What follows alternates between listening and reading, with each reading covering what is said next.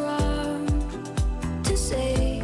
I wouldn't change a thing, 'cause in the story of our lives, the best of times through colored glass, time rolls on enough to let me move on past. But every little now and then it creeps on back to shade my smile.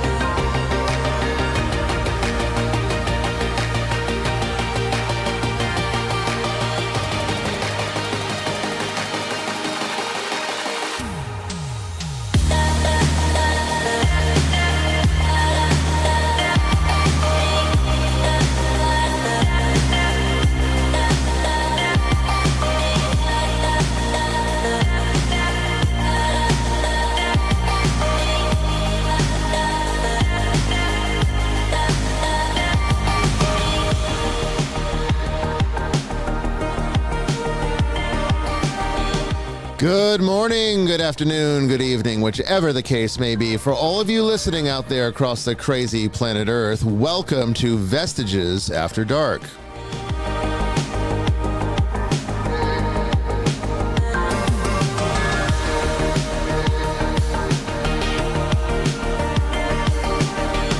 And I am your host, Bishop Bryan Ouellette, coming to you live from the deep woods of western Georgia on this October 21st, 2025.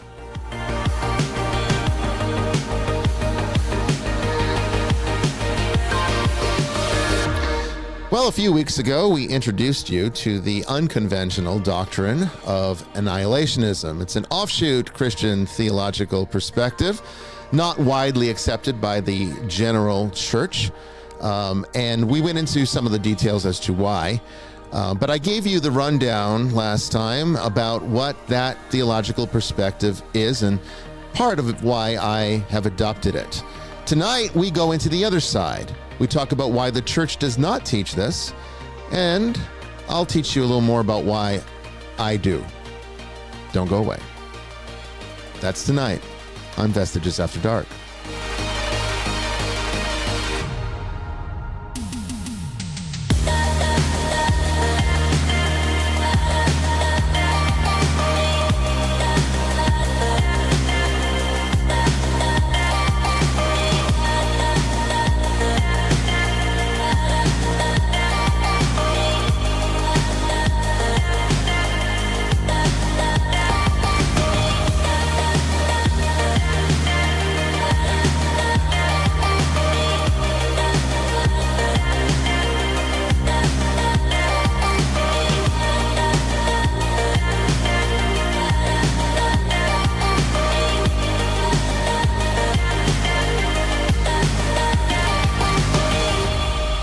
Well, hello, everybody. Welcome to Vestiges After Dark. Once again, I am your host, Bishop Bryan Ouellette, with my co-host, Jamie Wolf.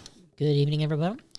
And tonight we are going to, as I said, get into more of this very interesting subject, which is essentially Christian eschatology. That's what we'll be mostly talking about tonight. And it seems to be a popular topic with all of you because already I'm seeing some bigger live numbers than we usually see, which is good.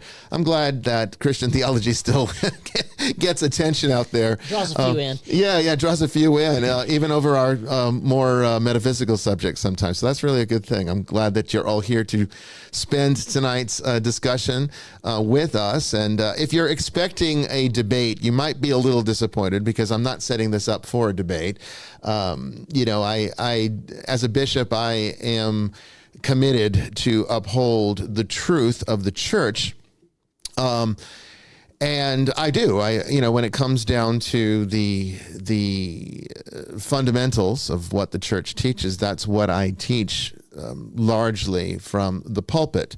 But where there are opportunities to expand on some of those traditional interpretations, things that are not necessarily definitive statements, ex cathedra, that kind of thing, where there is room to philosophize, we do talk about that. And I do go down that road. And that's one of the benefits of an independent, esoteric Catholic Church, is that we can do that without fear of consequences. There's really, what are the consequences? That you learn something? I think those are good consequences.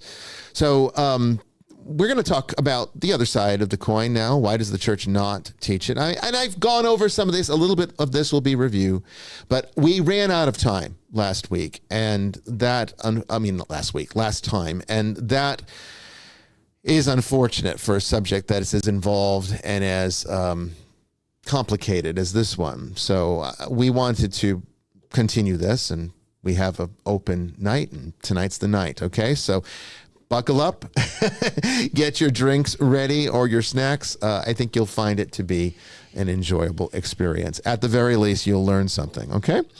So let's go ahead and dive right in here. Joining us from Australia, we have Father Chris Yates. How are you doing tonight, Father? Hello. I'm doing well. Thank you. And I've put my most annihilationist. Oh, that's very nice. There you go. Yes. If you swim off the coast of Sydney, that might well happen to you. So it's true. I've heard. Thought, I mean, if you just take a walk to the mailbox in Sydney, you might not make it back. I mean, well, you know, the sort of the tales of imminent death from everything in Australia.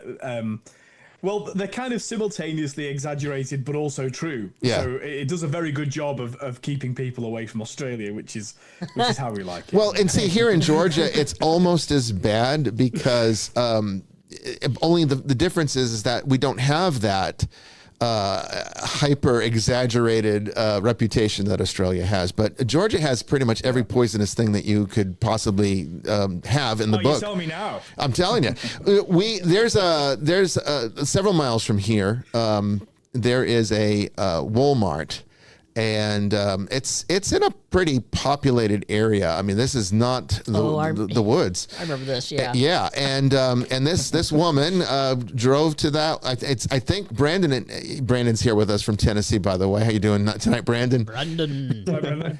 Brandon, this was, I believe, the Walmart parking lot that you parked at once when you came out this way, and you had a bunch of cars, and this this poor lady, she's just going into Walmart to pick up whatever one gets at Walmart, and she steps out of her car, and this snake comes out from underneath it and bites her. She ended up in the hospital for 3 days as the result of this. Yep. And this was just a random snake, a poisonous snake, a copperhead. It was a copperhead.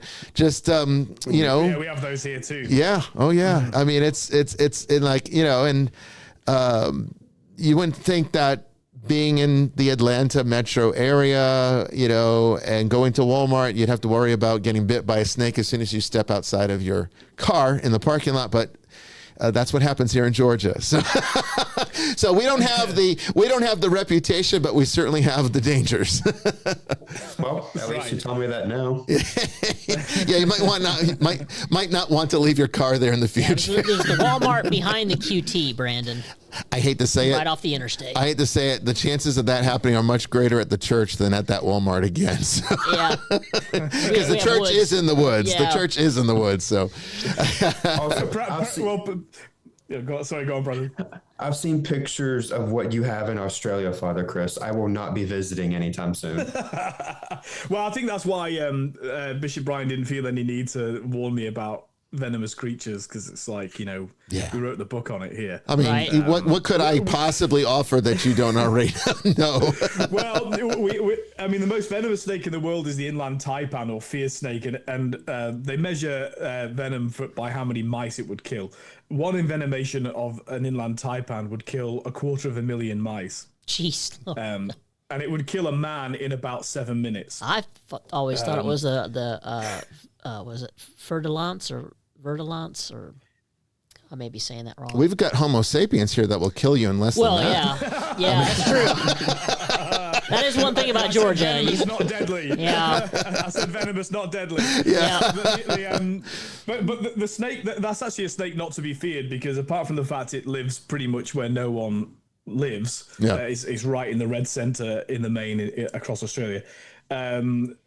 It's also a fairly timid snake, you know, like, I mean, one theory about why it's so venomous is because there's so little life there that if they do manage to find any creature that they can eat, then it needs to not get away. So, but the most dangerous snake in Australia is the eastern brown snake, also known as the common brown snake. And that's the word that should give you chills. So, they are very, very populous, and they live in all the most populated areas of Australia. And like you've said with your Walmart story, you know, they love nothing more than climbing into an engine block of a car because it's warm, you know, overnight. And so, and they do find their ways into cars. And I remember going on a camping trip, because I first moved to sort of regional Australia when I moved here, and obviously these animals are far more common. And I was going on a camping trip up to Gloucester, not Gloucester in England, Gloucester in New South Wales. And I borrowed my friend's Land Rover Defender, because I ran over an eastern brown snake. That's a nice ride, by the way. Oh yeah. I used to drive them in the police in England. Great fun. But there was a little proton ahead of me, and it was enormous. This brown snake, it went over both sides of the road. It was that big. And this Proton had to sort of find a way around it because it didn't dare drive over the top of it. But and I just saw it kind of go around it. So I didn't see the snake at all. And then I saw that drive off. And then I saw it and just went straight over it. And of course, the first thing you do is look in the rearview mirror to say, has it disappeared or is it still there coming in? I was we have at my house we have a spa pool, fairly a large one that is on the second floor, the second level of the home. So it's not ground level; it's up, one story. And a couple weeks ago, I went out there to check the chemical balance of the pool. I do that every so many days, just make sure it doesn't need anything. Sometimes when it rains or something, it offsets the alkalinity or changes the pH level, so I have to make modifications, like little subtle ones. And sure enough, there was a snake skin just sitting there right by the pool. So it had managed to climb up to the second floor, and I guess maybe it was looking for water. It wasn't in the pool, thank God. So I don't know what it came up for, but it wasn't there when we left. It was just it left its snake skin behind. It's more disturbing when there's a skin and no snake. Yeah, I know. It's like, where did it go? Right? Where did it go? And Heathcliff eats everything. He thinks everything's, his job is to police the entire property. And we think it is. That is his job. Well, it is, but he goes after like sometimes venomous things. And I think one time he actually ate something that was venomous and made him very sick. We were on the air when that happened. It was probably a scorpion. It probably was. I remember, you had to had me take over. I'm like, It was a few seasons ago. You might remember where I had to step away and we had the Bigfoot guy. Yeah, it was when we had the Bigfoot episode. It was actually Tracy calling me and trying to work out what we needed to do. We did eventually take him to the vet, and he was fine the next day. In fact, he was fine when we got back from the vet. So he's probably like, "What's all the fuss about?" And he's not a friendly cat to people that do not know him. He's not even friendly to people that he does know. So they couldn't even touch him. He would attack them anytime they'd come near him. But because of their policy at this particular, it's an emergency vet, their policy that the owners couldn't be back there with him. So they had to use these thick gloves to work on him. They're like welding gloves. Yeah. I've seen them, The good news is a cat will beat a snake every day of the week because their reactions are 10 times as fast as a snake, which is pretty amazing, really. Yeah. Oh, yeah. He's pretty good. I mean, he gets it. He gets vermin, but sometimes he ends up eating the things that he shouldn't eat. Yeah. That's the problem. He's gotten a little better about it, though. Now it's like if he finds like a big spider or something, he'll kill it. He'll bring it up and drop it at my feet and say, "Here you go." He doesn't like eat it anymore. So thank goodness. Last time I tried to show off for you, you took me to the vet. Yeah, he was like, "I'm not doing that again. Yeah. I'm not doing that again." Your damn self. They don't like that thermometer, do they? So that's right. Yeah. All right, let's get started with questions from the ether. Well, no, let's do questions from the ether first. Yeah. We'll get to Annihilationism hour 2, and then can I just say quickly before the questions? Yeah, sure. I completely agree with what you just said. This is not you and I having an argument about these things. This is about exploring an issue so that we can see it from different angles. And I know we'll get into it in hour 2, but the first thing I'll say is with any subject that I approach, I always look for arguments on every side of it that are possible. And I'm also, by the way, willing to have my mind changed by the experience. Absolutely. That's what study is. So rather than going to a prefixed idea, this is it, only look for things that support my idea. That's not what we do. So, and it's not what any sensible person should do. So this is about an exploration of the ideas. And I've come up with lots of ideas in favor of annihilationism as well. So, well, I think we'll talk about that. We'll go into more expansion of last time's episode. What was it? 2 episodes ago, I think. I think so. We'll go into more of all of the perspective. But I felt like we didn't get into enough of why the church doesn't teach it. So I really want to kind of focus, at least for the first half hour, the first 30 minutes of the second hour on that. Well, and I also figured that as soon as you start getting into annihilationism, you realize that it's basically the entire span of Christian theology starts to get opened up by this. So that would explain why you couldn't do it in a short show. And we're not going to exhaust it today either. Oh no! The idea is just to get some of these ideas out there, and people can do their own research, more beyond that. Well, rest assured, gentlemen, when you guys get sporty, there are several of us prepared with popcorn. Okay, I'll keep my finger on the mute button so you can chomp away. How about that? I'll excuse myself. I will be enamored because I don't have a dog in this fight as far as I don't have any input. So I'll be a listener tonight. Well, I mean, and there's different reasons for why we have our respective positions, and it'll be definitely an enlightening point. But yes, I want to emphasize, as Father Chris just said, this is not a fight, it's not a battle, it's not a debate. It is an expansion of thought, which is really what this church is founded upon. That's really what established it. It was a group of people, a conglomerate of people from all walks of life, Orthodox Christians, Roman Catholics, independent Catholics, pagans, agnostics. They were all involved in the forming of the Holy Nicolaitan Catholic Church for the singular mission of the expansion of philosophical thought and diversity. You had your own council. We did, yeah. And they signed my episcopacy and never let me forget it. Let me tell you that. But all right, let's get started with the questions from the ether. What do you got for tonight, Brandon? Yeah, so we'll do the questions first, and then we'll get to like the Council of Zoom or whatever. Yeah, there you go. We do need a new council, I think. It's time. It's time. So the first question comes from Adria. I know birds can represent loved ones like a cardinal or a robin, but what about a blue jay?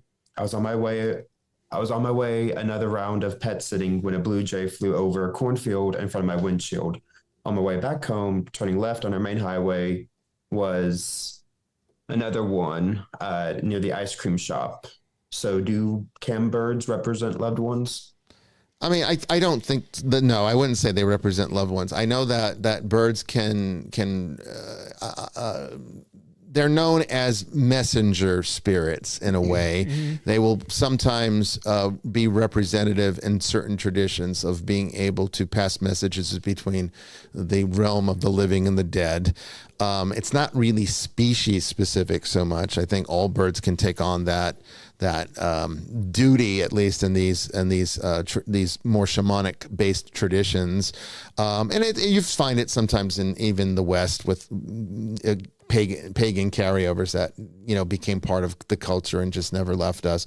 They're bringers of omens. Sometimes they can represent that, but overall, it's more superstition than it is any kind of absolute fact. Other than the fact that I have experienced under certain circumstances conducting certain types of rituals where we are interacting with the dead in order to help move them on or help a client that's being disturbed by something that is unliving inside their home, where birds do actively participate in these rituals. We've experienced that. Jamie, I mean, you've studied a lot of shamanism and Native American traditions. Can you contribute anything to that? Not specifically the blue jay, but birds in general. Just like you said, most indigenous tribes believe they're messengers, where they bring omens, kind of like with the blackbirds, with the crow. Yeah. I would say that bluebirds being so bright, and they are beautiful animals. It's kind of like we had a thing in law enforcement where if you put out a bolo on a certain vehicle, that's when you're going to see every one of those vehicles go by you, and you're going to think the bad guy's car is every single vehicle around you. So when you notice something and you kind of think about it, you'll start seeing it everywhere. That's true. If you understand what I'm saying. And blue jays also tend to fly in groups. Yeah. So. it's rare that I would offer something on this kind of subject. But, Please do. I actually have another thought, which is that everybody in England knows the song "There'll Be Bluebirds Over the White Cliffs of Dover," right? It became this sort of Second World War anthem. Of course, American song, because there are no bluebirds in England. It's so it was important.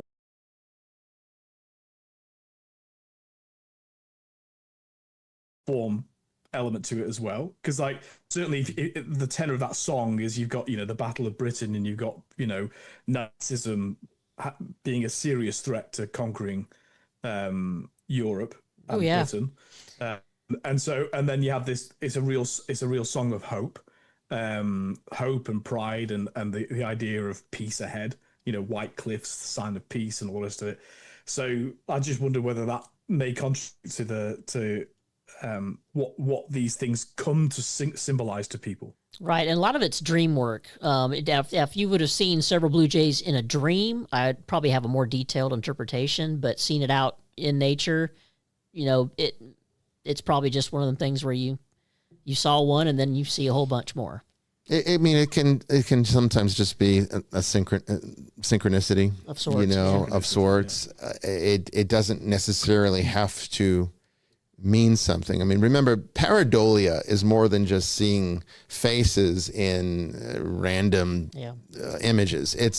Pareidolia is also just how your brain works. It's always looking for patterns to try to make sense of something. It's where superstition comes from, is that the brain is so good at trying to identify patterns that it will find patterns even when there aren't any, or construct a pattern around what it finds to be a meaningful coincidence. And so not even everything follows the law of synchronicity. It can sometimes just be true coincidence that behaves as though it's something more meaningful than it is.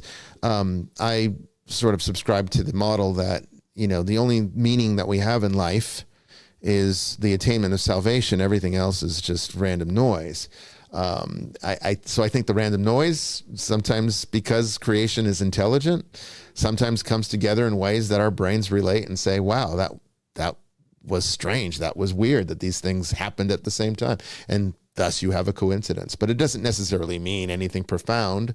It just means that your brain's working, which is, I guess, a good omen, right? It's a good omen if your brain's working. So that's my answer to that one. Right, so the second question is regarding the New Age idea of this divine council or this welcome committee that people see after death.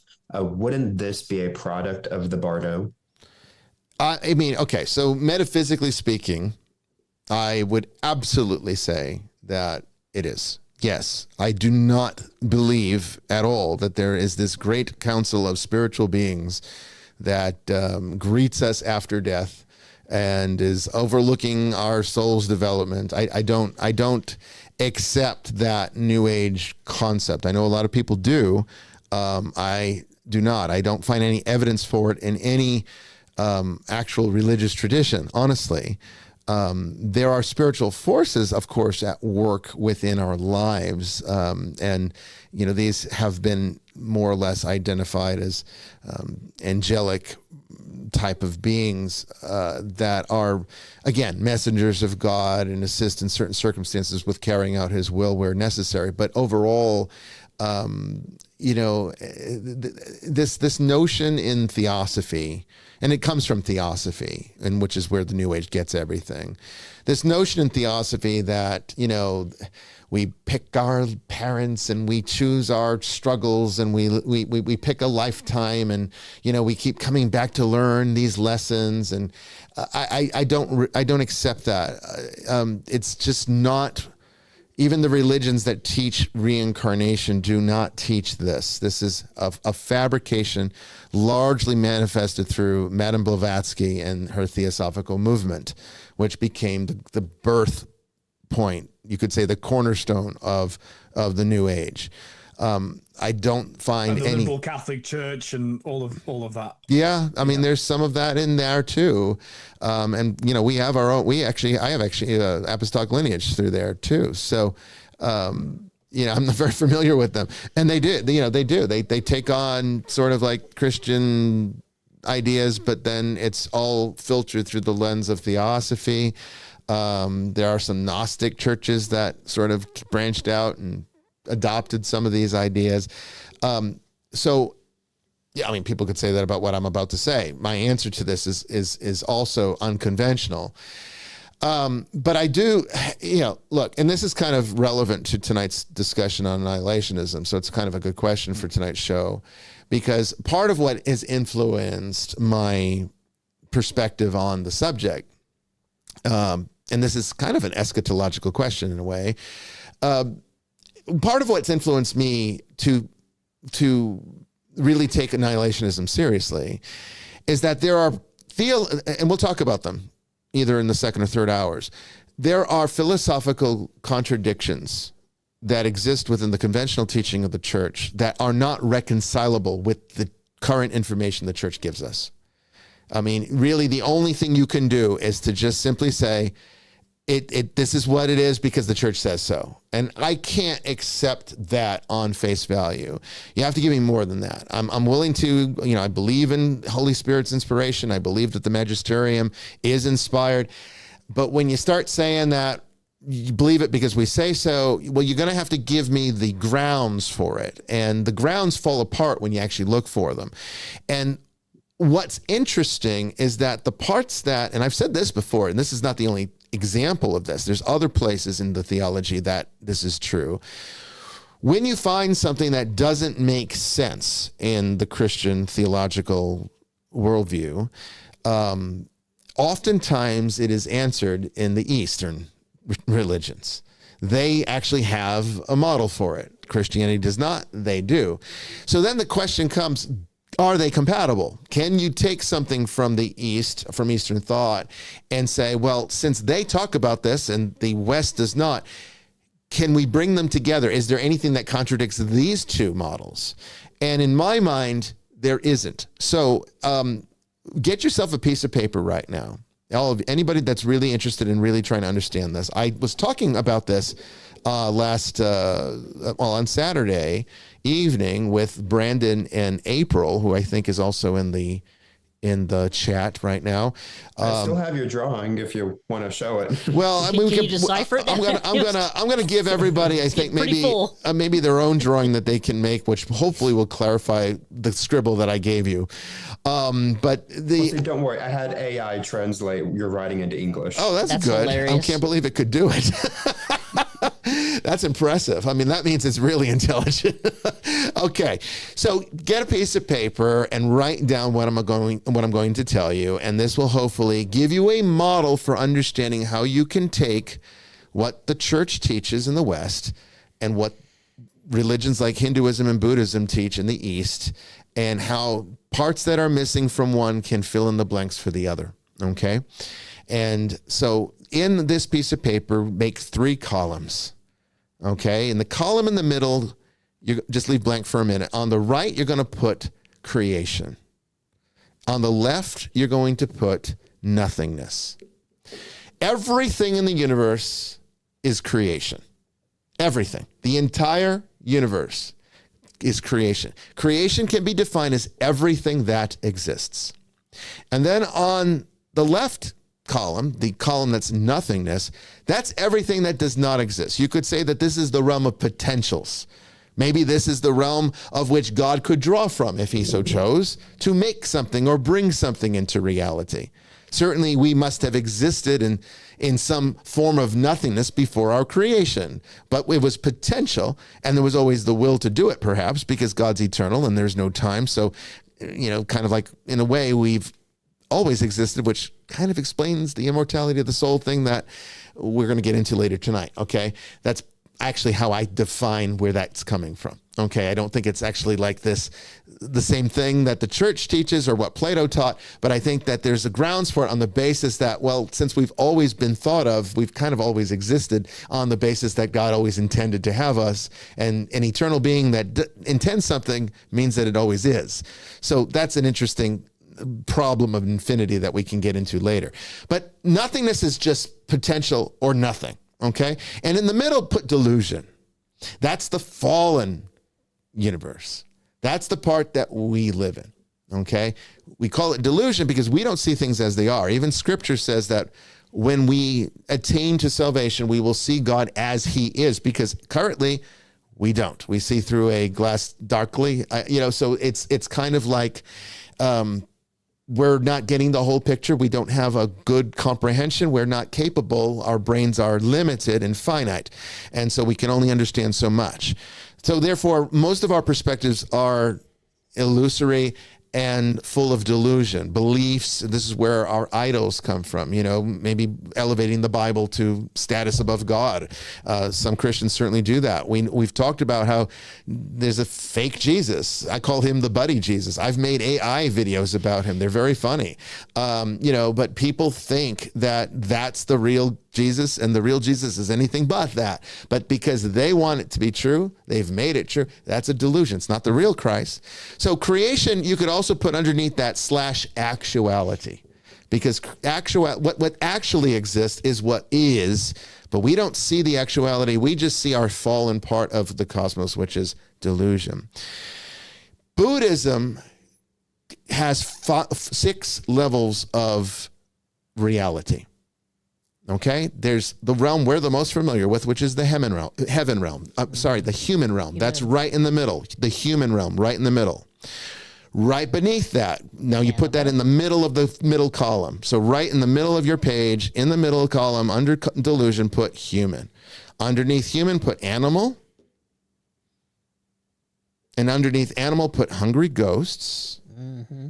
And then underneath hungry ghosts, put hell. And then above human, put demigod and heaven. Heaven's at the very top of the delusion column, and hell's at the very bottom of the delusion column. These are the 6 gati of Buddhism. Now, Christianity only alludes to some of these conditions. These are not places. These are not dimensions. These are states of being that can be inhabited at any point, at any time within existence. You don't have to be dead to be in any of them. You could be in several at the same time. It all depends on certain circumstances. But when we die, if we do not die well, we will end up becoming one with one of them for a relatively long time, even though time's not really a thing. It's just a figure of speech in this context. So now you've got that, okay? On the right column, where it's creation and actuality, put the kingdom of heaven at the top, and then put purgatory underneath it. Okay?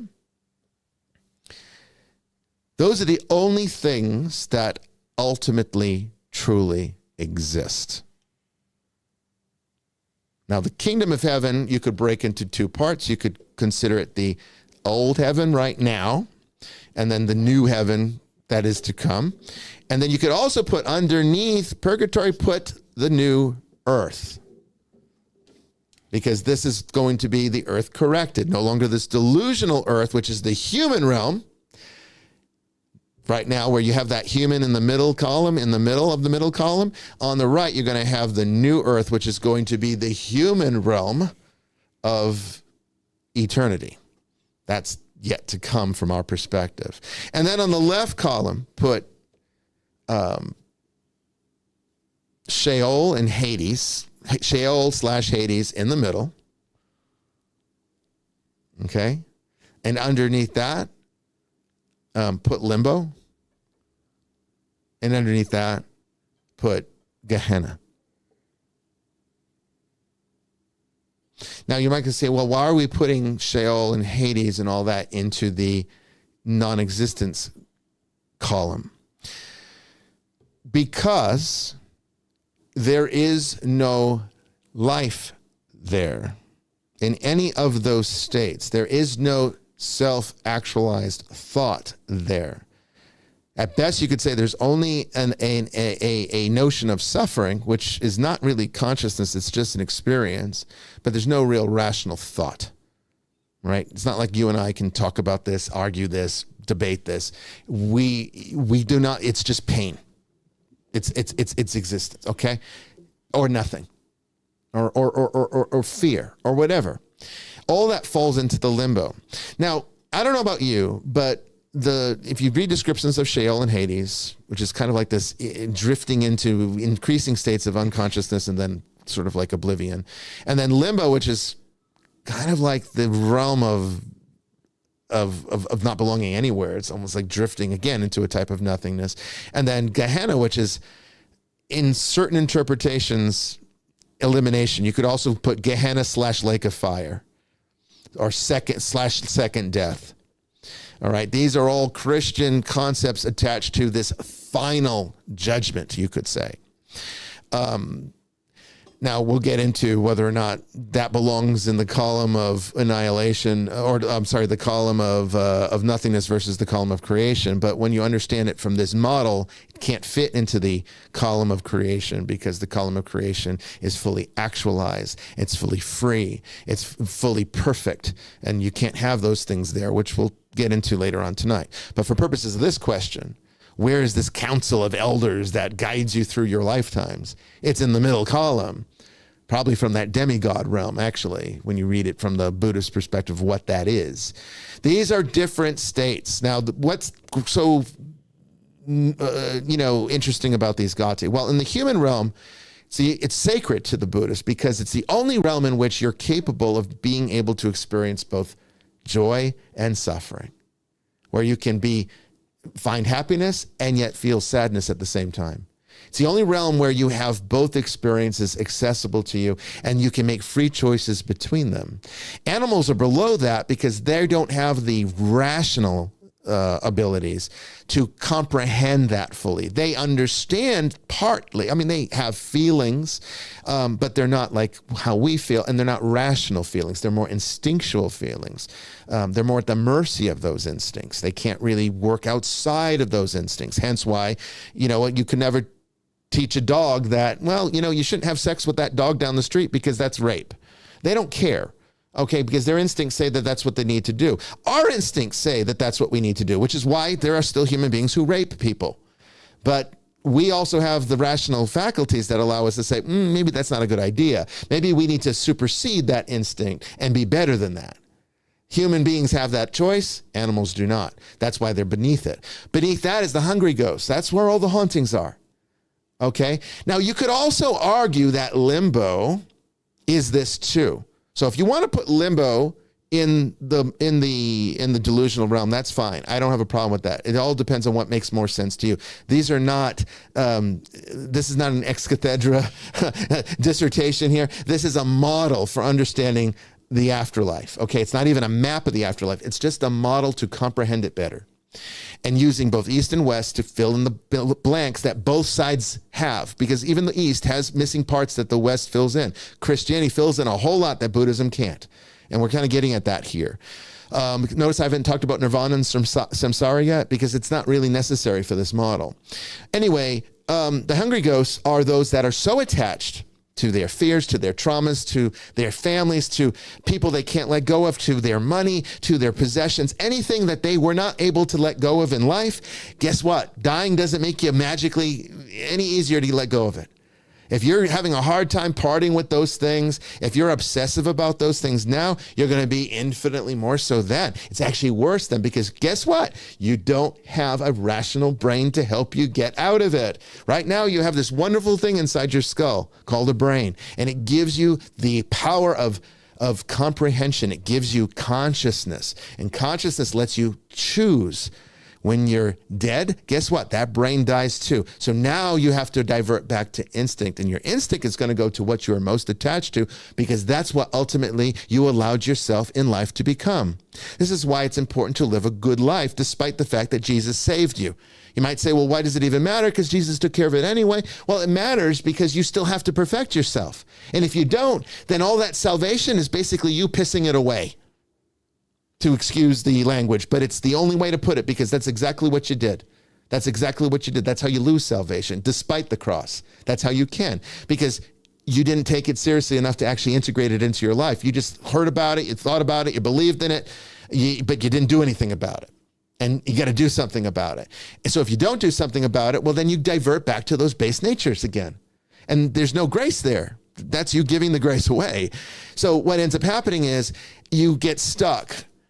And if you're really stuck, then you become what is known in Buddhism as a hungry ghost. And that's really what 99.9999999% of hauntings are, is these ghosts. Okay?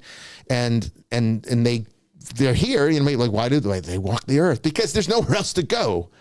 There's only existing and there's not existing. So if they're not here existing with us, they just don't have the bodies anymore, so they're incorporeal.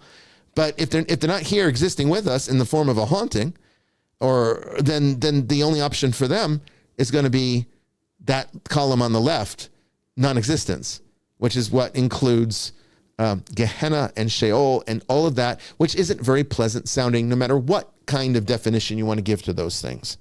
Okay?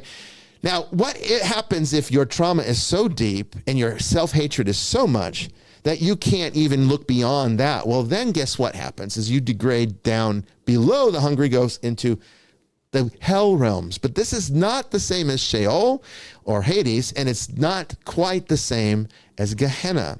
This is a hell of your own creation.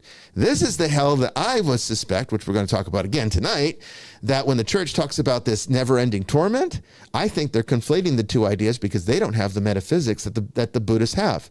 They haven't really thought about it, but they understand it because the Holy Spirit has given them an insight into it, but they haven't been able to pin together where this fits into what Jesus said versus what the fathers of the church taught versus what Plato and Aristotle inspired them to think, and versus what the East has always taught that they are not privy to, because in the ancient world that sharing of knowledge wasn't as prolific as it is today. So I would say that this eternal suffering that feels eternal, because in Buddhism it says it's 3 immeasurable eons, and I'm not going to get into how long that is. I've talked about it on this show before. If you guys are interested, let me know and I'll give you that. But this is a long question, so I'm willing to give you the answer if you want it. So I would say that the hell realm is what you do when you completely reject any grace, when you completely reject all the love and every opportunity you have in life. This is what you attach to. You're not willing to go into oblivion.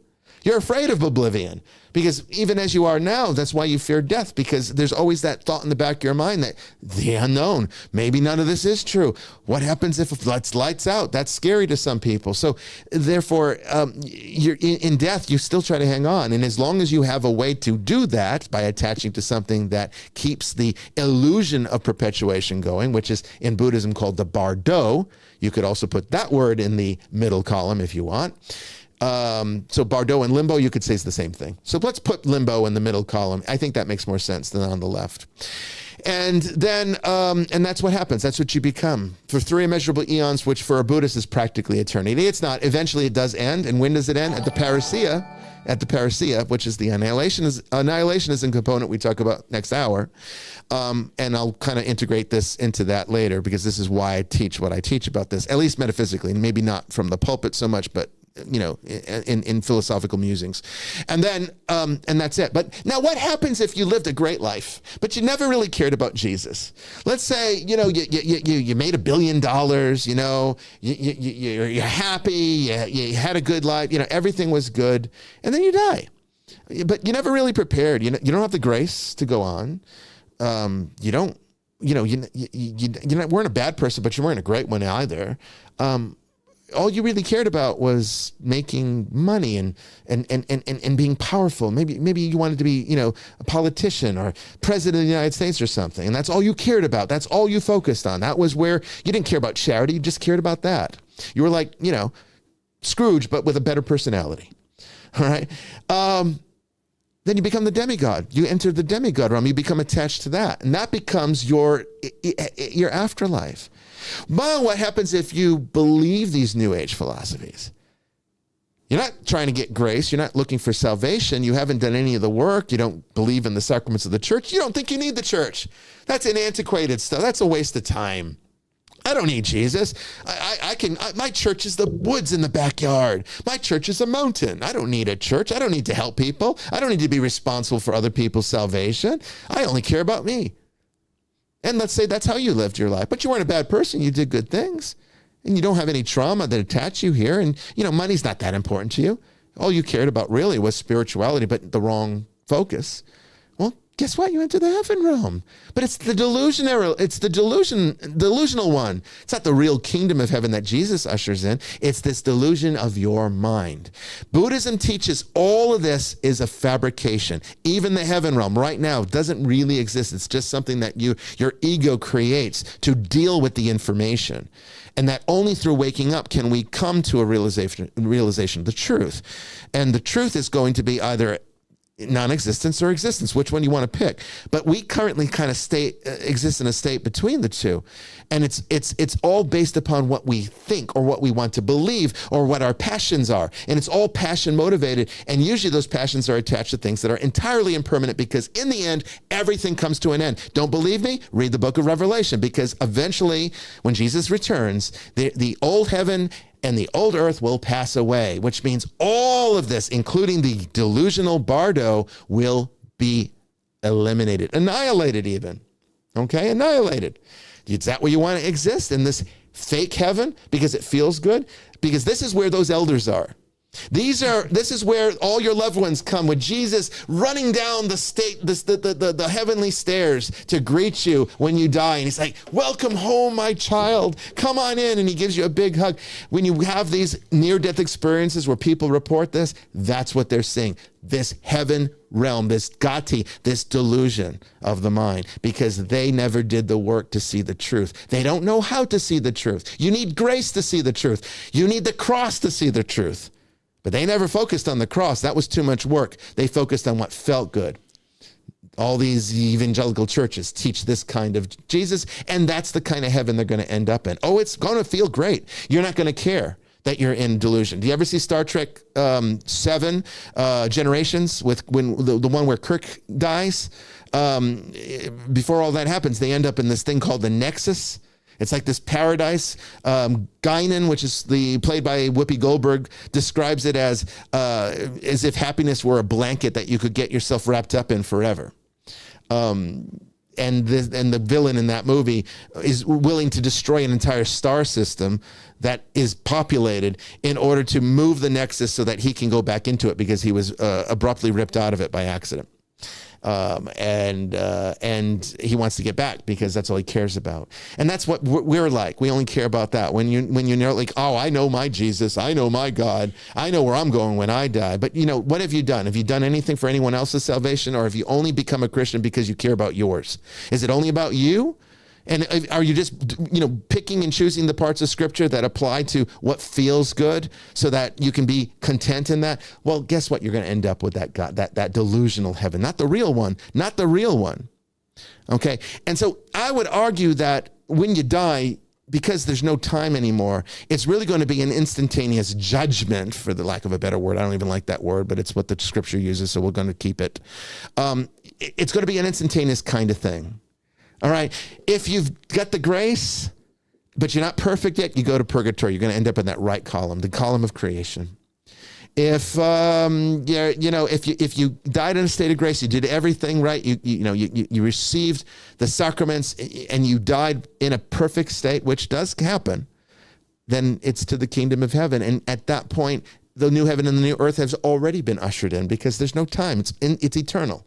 All right. And everything that's happening in this realm of delusion just becomes nothing, because it never was initially real in the first place. The Buddhists got that right. It feels real to us, and we have to treat it as though it's real, because it's an opportunity for grace. And that is real. The opportunity for grace is real. That's the part that Buddhism is missing. They don't know about that part. We know about that part. They don't have that part, but we have that. Put the two together, it makes sense now. Now the missing pieces for both religions all of a sudden magically make sense. You needed the East and the West to come together and say, here we go. All right. That's my answer to that. Now, that's a metaphysical answer. That's not Bishop Bryan giving you a religious doctrine, okay? This is not the teaching of the Roman Catholic Church. I'm just simply saying that this is a metaphysical question that requires a metaphysical answer. I do not feel that any of these near-death experiences that people experience are either the real Sheol or the real kingdom of heaven. I think they're all in the sixth gati. And because they were able to come back to the human realm so easily, because let's face it, if you had a near-death experience, it means you're alive now, then you never actually made it beyond the sixth gati. You never entered into the annihilationism of Sheol and Gehenna, and you never really entered it. You crossed over into the perfection of the kingdom of heaven, or the opportunity to be perfected in purgatory. And these are not, again, places. We say it's a condition. It's a state that recognizes where you're at in your own life journey, in your own faith journey. I like this model, and this is what I taught our guests, that Brandon and April, who had come with Jay. I don't know if Jay's out there today, but they came to Mass and stayed at the retreat house this past Saturday. It's open, by the way. You just email us if you want to come. And this question came up, and it's like, this is how you can best analyze. This is how you can put the model together. And it's the one that makes the most sense, because it's what reconciles everything. If you want to believe in a hell that is eternal, conscious torment, well, the gati, the hell realm and the gati makes sense, because that's what it is. That's what it's described as. It's not really eternal, but it might as well be. And it's a hell of your own creation, which is precisely what the church teaches it is. God doesn't punish you; He doesn't send you there. You send yourself there. That fits. It fits. And Buddhism says you're responsible for ending up there, not anyone else. It's not the Buddhists that do it. You do it. You're the one that chooses to be there, and which is consistent all across the board. Okay. The annihilation part comes after the parousia. I do not think that there is annihilation until the parousia.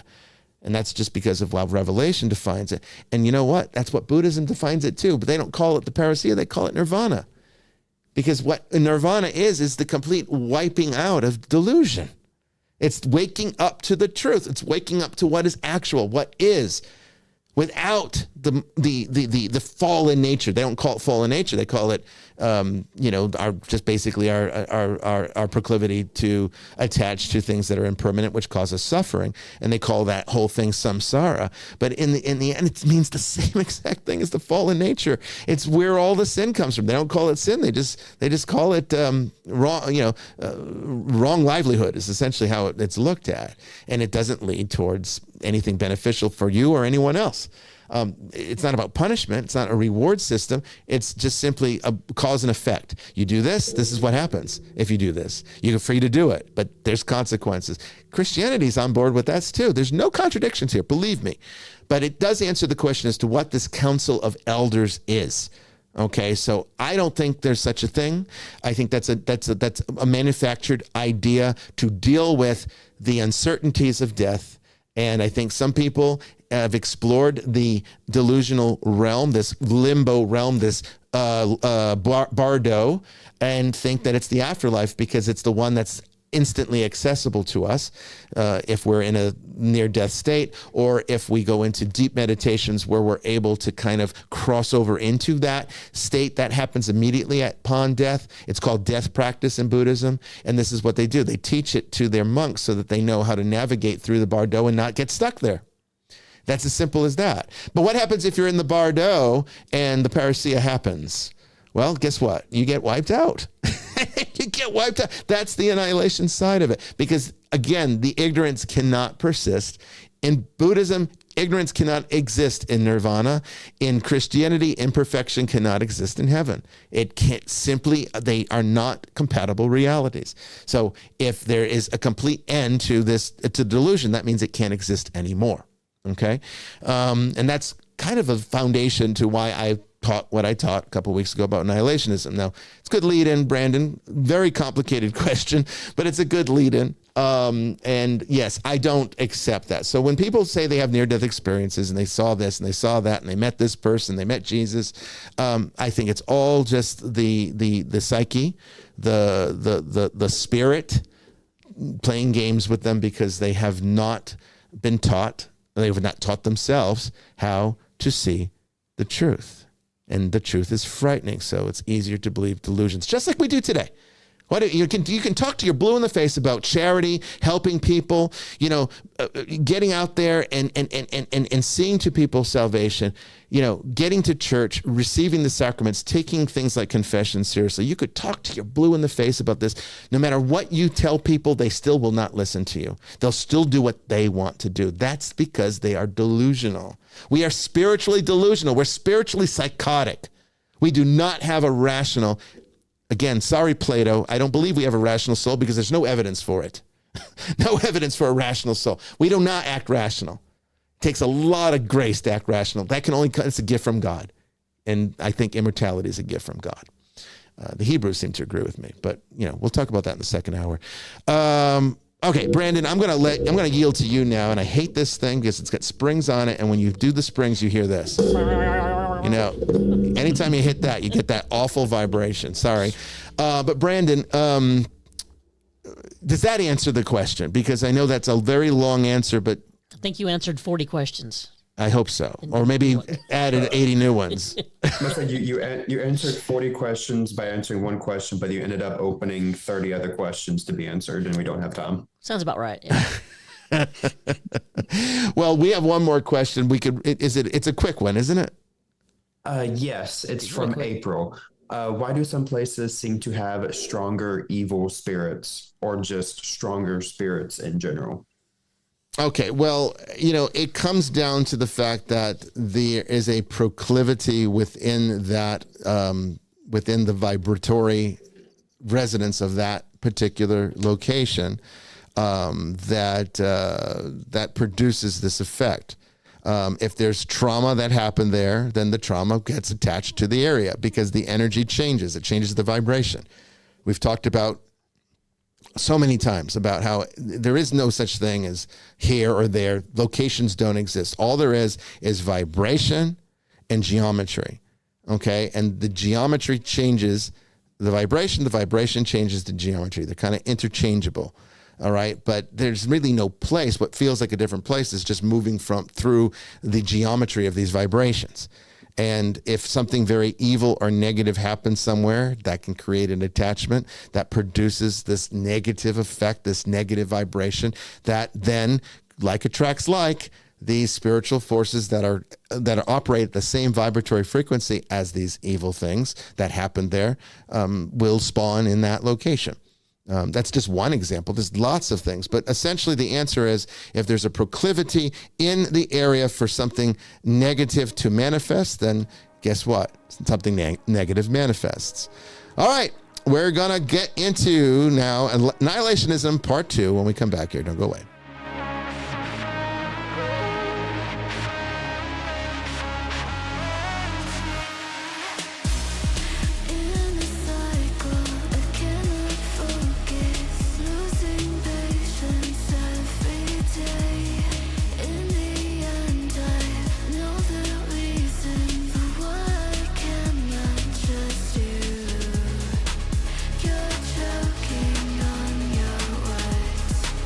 Don't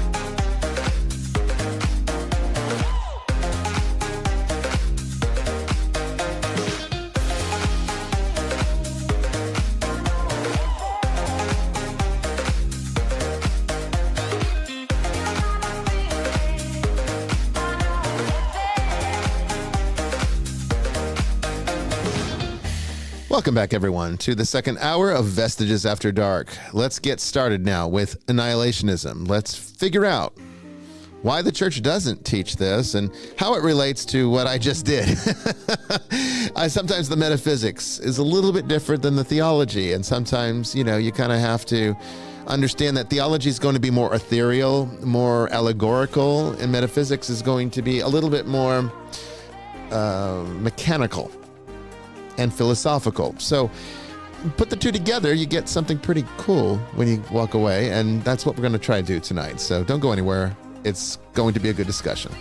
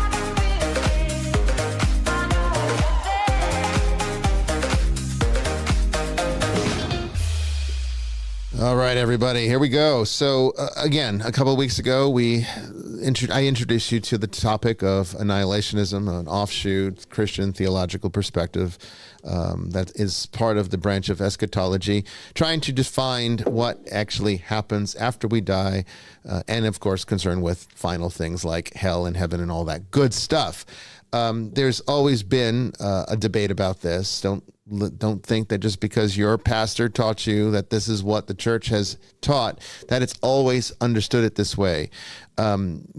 Christianity has existed for 2,000 years. It's been very influenced by outside factors in that time.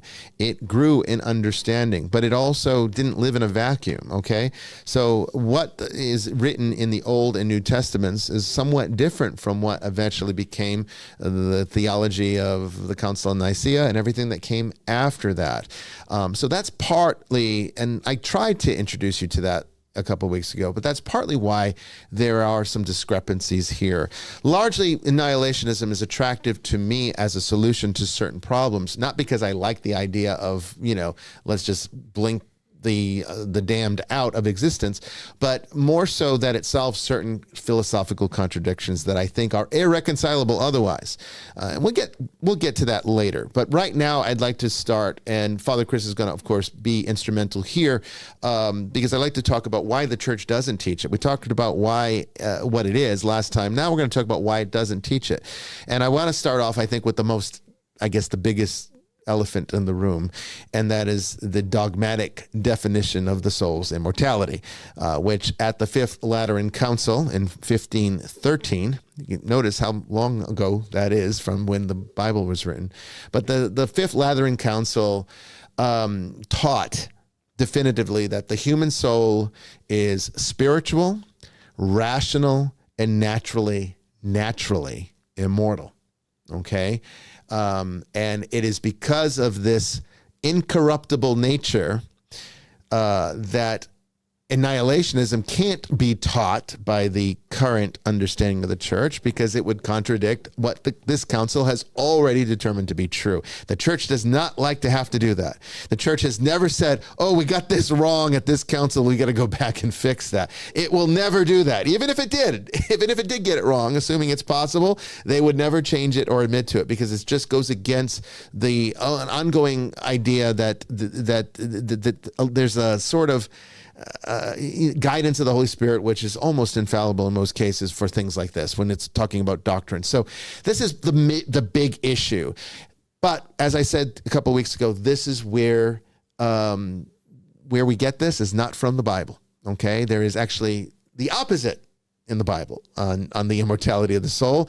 The Hebrew understanding was that immortality can be given as a gift from God. Hence, eternal life, salvation being equal to eternal life, the kingdom of heaven being ushered in as a place that one rises up to from the dead, and even concepts of Sheol and everything else, that even the righteous didn't have anywhere pleasant to go until Jesus came around and opened the doors and made heaven accessible again. So all of this is factored in, but it wasn't until the Greeks started to take to Christianity, and did they ever take to it? They took to it in ways that even the Jews never did, and largely Christianity became populated by mostly a former pagan population, and Aristotle and Plato were their philosophical guides up to that point. And you don't just dismiss that culturally just because now you've got this new line of thought.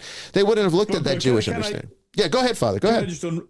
Just unravel a few of those things. Yeah, let's do it. And I know that you know this, but I just think that like we're all, there's a thing in pedagogy called the curse of knowledge. You know, because you know something, you can assume that other people know it without teaching it. Yeah. And look, and everybody suffers from this. So I just want to kind of, so the first thing that I was stimulated to say was, yes, ecumenical councils take place in the life of the church. You mentioned one from the 16th century, but it's true to say that, generally speaking, the church passes an official doctrine on something, normally in response to a crisis. Okay, so Council of Trent is dealing with the crisis of the Reformation, and so all of a sudden things then have to be written, debated, and an authorized view is given. But that doesn't mean that's when that view was invented. So, for example, you get the Marian dogmas, and we've discussed in the past on this show that we like the Marian dogmas, but we probably think they should have been doctrines and not dogmas. Dogma means something necessary to believe in order to be saved, as opposed to doctrine, which is the good teaching of the church. So, but for example, you could say, oh well, we didn't have the Assumption, or was it the Assumption or the Immaculate Conception until the 1950s, Pius XII. I think. Well, that's when this thing gets written down. But this is a belief of Christianity from its earliest inception.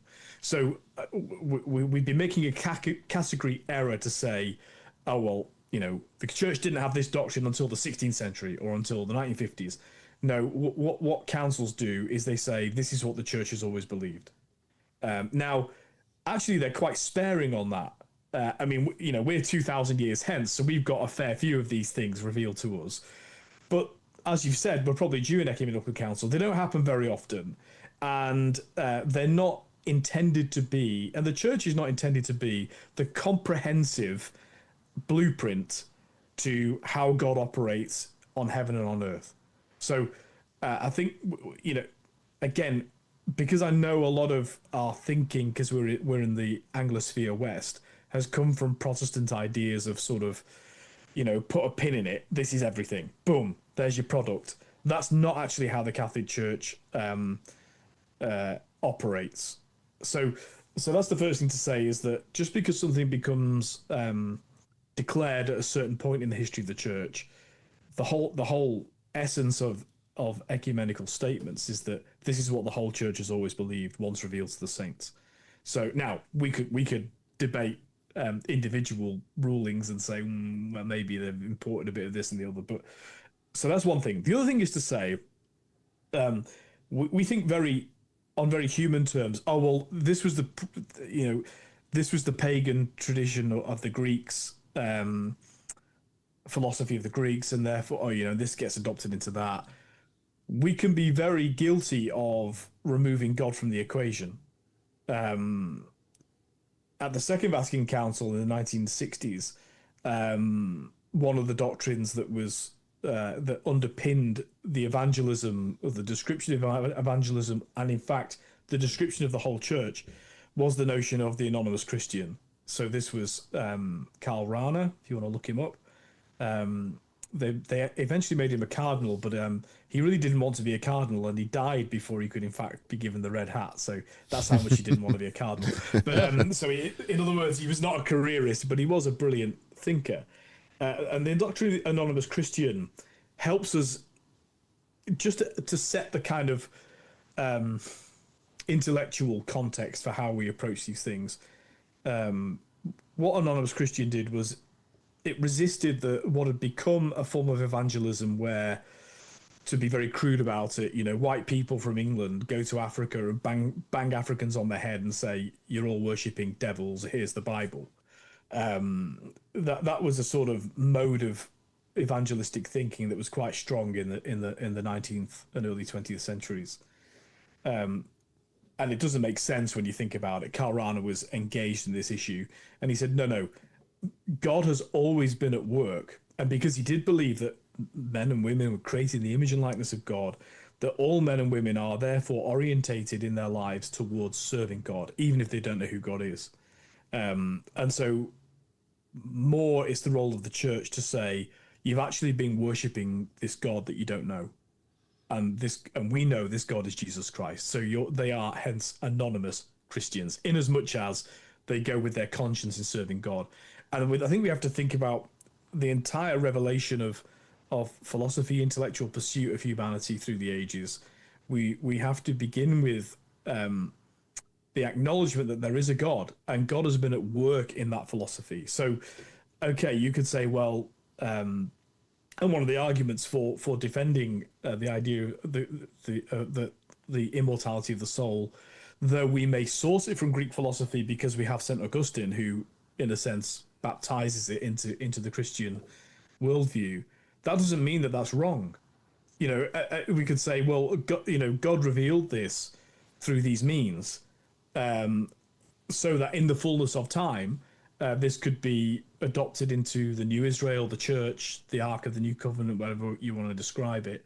And that also God has revealed through the church that we make people official doctors of the church, of whom St. Augustine is one, and that gives us an authority to his teaching. So you can say, well, okay, this philosophy doesn't find its origin in Christian thinking. Well, of course not, because Christian thinking didn't begin until the fourth decade of the first century AD, and so all of history, including the Old Testament and the revelation of God to various peoples around the world, predate what becomes Christian canon, or what becomes the scriptures, or what becomes Christian philosophical thought. So to say to dismiss the immortality of the soul on the basis that it came before Christianity is and I know you know this, that's not a sufficient reason to dismiss it. No, I agree. My argument that I would use would be, what's the justification for introducing a concept like that deviates significantly from several key points within the scriptures themselves? We would have to understand what was the reason that so many of the early Christians, and by early Christians, we're talking like 300 onward, for most of this, this again, the immortality of the soul would not have really been a thought until about that time. Okay. And you're right. Even though it wasn't defined in any kind of at a council until the 1500s, it doesn't mean that clearly the medieval theologians talked about it. So, and Augustine and Aquinas, of course, talked about it in detail. They both were very firm believers in the natural, rational immortality of the soul. So these are far before, long before, we see the doctrine formalized in the council. But that's not really my issue. My issue really more comes down to what changed in Christian thought to see something in scripture and change it, and change the way that it's presented. Let me leave it at that. Yeah, I mean, the idea that things don't change for us again, God becomes a man. That was a significant change. So what changes for us? God becomes a man, dies on a cross, rises from the dead. And I'm jumping ahead a bit, really, but one of my real arguments against annihilationism is, you see, for me, like all of these things, we study theology, okay, not anthropology, because theology is about what is it that God is doing. It's the study of God, and we believe God became a man and died on a cross. And so it's not because I think that human beings are so important that I'm opposed to annihilationism, or that the church doesn't support it. It's because of the enormity with which we view God. That God is eternal, that all time and space are present to God. This is basic theology, philosophy of God. There can only be one God, because if there were two, then there wouldn't be a God. That God must be outside of time and space, and also simultaneously all time and space must be present to him.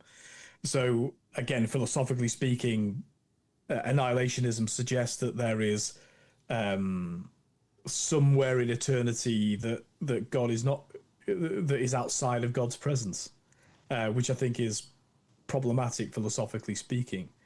But coming back to Christian theology, the enormity of the humiliation of God becoming a man in the first place. I mean, you had your little hierarchy of life in the last segment about, man and then beasts and then, the six gati. Well, yeah. So, what Christians believe, the radical thing Christians believe, forget about walking on water and loaves into, feeding the 5,000. The radical thing we believe is that God Almighty, who is outside of time, he's eternal and yet present in all time and space, takes on human mortality and human flesh. And we can't even conceive of the humiliation of that. We could say, well, it's like us becoming a dog. It's actually not. It's way worse, if you know, it's much more debased than that. Why would God go to that length, and not only to the length of that humility of becoming a man, but also submitting himself to death, and enduring the pain of death, which we believe Jesus did experience the pain of death. He experienced that in his humanity. The idea that tallies with his wish that people be annihilated, for me, that just seems that's a step of belief too far. And going back to the Old Testament, I mean, and I know we can argue about the meaning of words and what have you. One of my favorite psalms is Psalm 139. Often, if people come to me for confession, the penance I give them is to pray Psalm 139. The main reason for that in confession is because you search me and you know me, you knit me together in my mother's womb. This the consolation that your life is not an accident and that God has been involved in it all the way through. But also in Psalm 139, where shall I go from your spirit? Where shall I flee from your presence? If I ascend to heaven, you're there. If I make my bed in Sheol, you're there. There, yeah. If I, the utmost parts of the sea, your hand shall lead me, your right hand shall hold me. So I don't accept that the Old Testament is annihilationist in its entirety. I don't accept this annihilationist at all. Certainly, when we come to the Gospels, I said this briefly when we visited it last time. Gospel of Matthew, Jesus says, and these will go away into eternal punishment, but the righteous into eternal life. So we have this sort of mirror of eternal life, eternal damnation. And again, annihilationism is very similar to universalism. Is to suggest that beyond and I understand the distinction of saying beyond the parousia, beyond the second coming of Jesus and the final judgment. I do understand that nuance. I think I made reference to it last time. But I just find one of the reasons, therefore, that the church does not teach annihilationism, and I will come on to some of the subtleties, by the way, especially of some of the saints that the Orthodox Church emphasize more about the nature of heaven and hell. But so there is nuance, there is room for nuance here. But the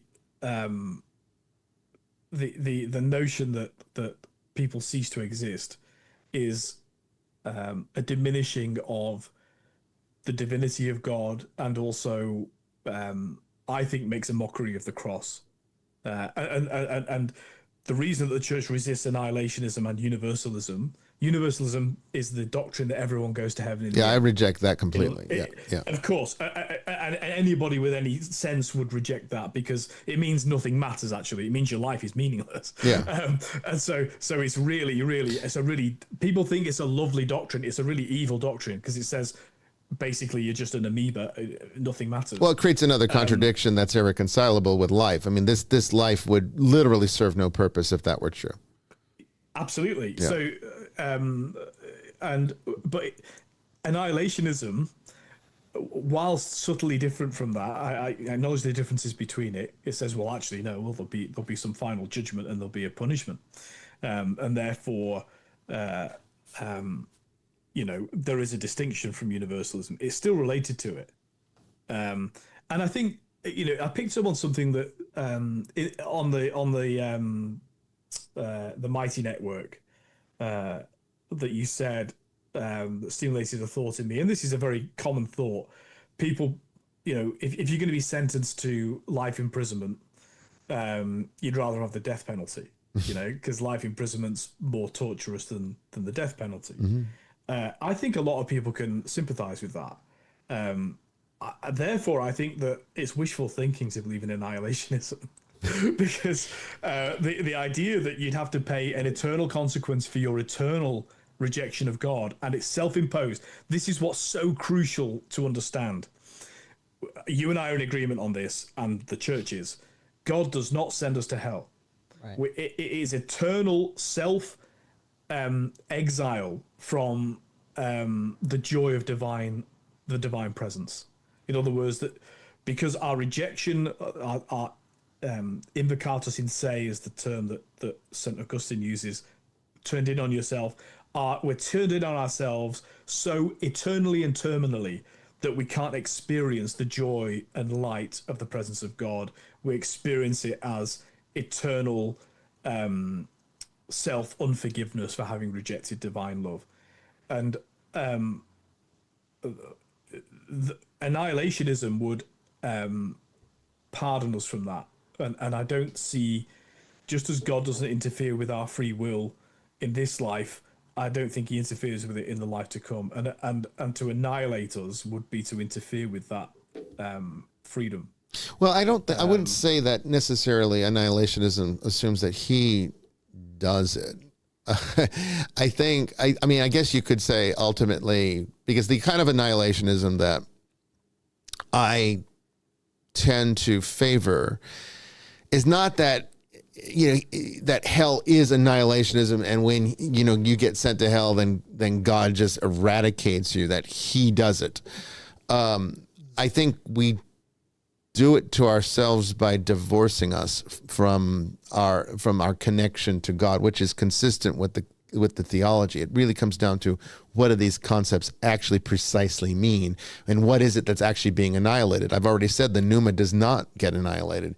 So is that what Augustine and Aquinas are actually talking about when they say that there's an immortality? Of course, they didn't use the word psyche. They used the word psyche rather, not pneuma. So maybe they did know what they were talking about. Maybe that's when the semantics started to get confused and they became interchangeable, which makes these kinds of ideas difficult.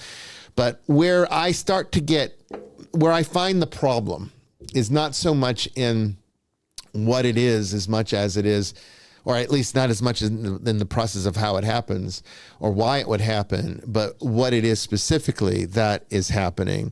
So let me give you some Bible verses from the New Testament that reinforce this thinking. Okay, so we have 1 Timothy chapter 6, 15 through 16 says, which God will bring about in his own time. God, the blessed and only ruler, the King of kings and Lord of lords, who alone is immortal and who lives in unapproachable light, whom no one has seen or can see. To him be honor and might forever. Amen. So here is specifically Paul saying who alone is immortal. Okay, not saying that, you know, immortality is like something that is commonplace in intelligence around God's creation, but rather something that's unique and specific to God. Now, we could argue that, well, being his image is enough. So I could accept that, and I think that's how the church reads that one. But then you get Romans chapter 2, verse 7 that says, to those who by persistence in doing good seek glory, honor, and immortality, he will give eternal life. So again, why would they be seeking something that is already naturally theirs, unless we're going to, again, modify how we read this and say, well, they're really talking about immortality with God. We're not talking about immortality in general. And I think, again, that's how the church answers that. It's like, it's not talking about general immortality. It's talking about a very specific one with God. Okay, it says eternal life. I can accept that, I guess. Then you get to 1 Corinthians chapter 15, verse 53. For the perishable must clothe itself with the imperishable, and the mortal with immortality. When the perishable has been clothed with the imperishable, and the mortal with immortality, then the saying that is written will come true. Death has been swallowed up in victory.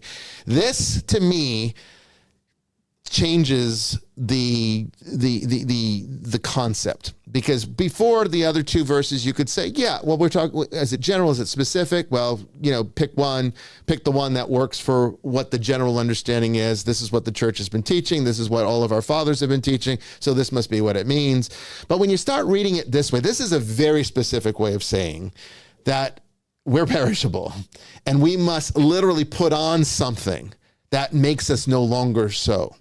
If we reject that, which is, of course, grace, you know, I mean, the clothing oneself with the grace of Christ, the grace of the cross is what makes that perishable go to imperishability.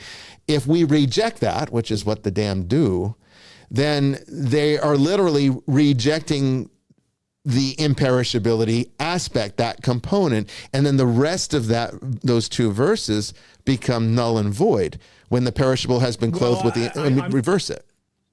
The counter argument to that would be, and if you read through 1 and 2 Corinthians, I think this is, well, I think it's referring to the purification, which, you know, we would call purgatory or purgation, the fuller's soap, all of that, those things.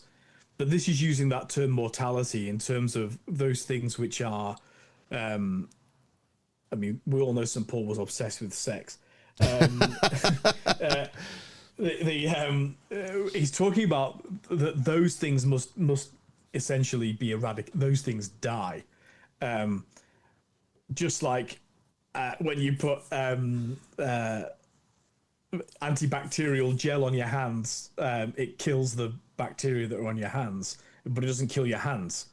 I think that's the image that's being described here, and I think that's the traditional understanding of these texts is to say that yes, not everything about our mortal character will go with us into heaven, because the bits of it that are sinful, that defile us, will be burned away. Now, this is where I think the... But you can only interpret that in retrospect, in hindsight. If you look at it from just where people were at in the New Testament at the time that Paul wrote that would not have been their conclusion, because the immortality of the soul would not have been something introduced to them at that point. Paul might have known about it because he was very Hellenized. I mean, he lived in the Hellenized world, so he probably would have known. And super smart. But he always also very much rejected pagan influence. So I'm not sure he would have been all too keen on Aristotle and Plato as much as the fathers were later.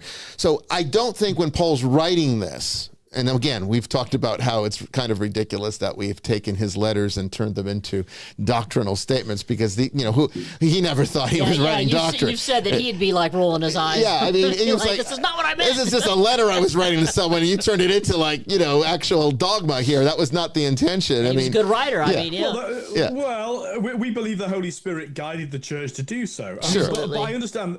But we also must make a distinction, and this is a distinction that because of the effects of the Protestant Reformation, with the sort of the inerrancy of Scripture. These are new doctrines. These are invented doctrines of that period, which are pervasive, and they've pervaded the Catholic Church and the Orthodox churches as well.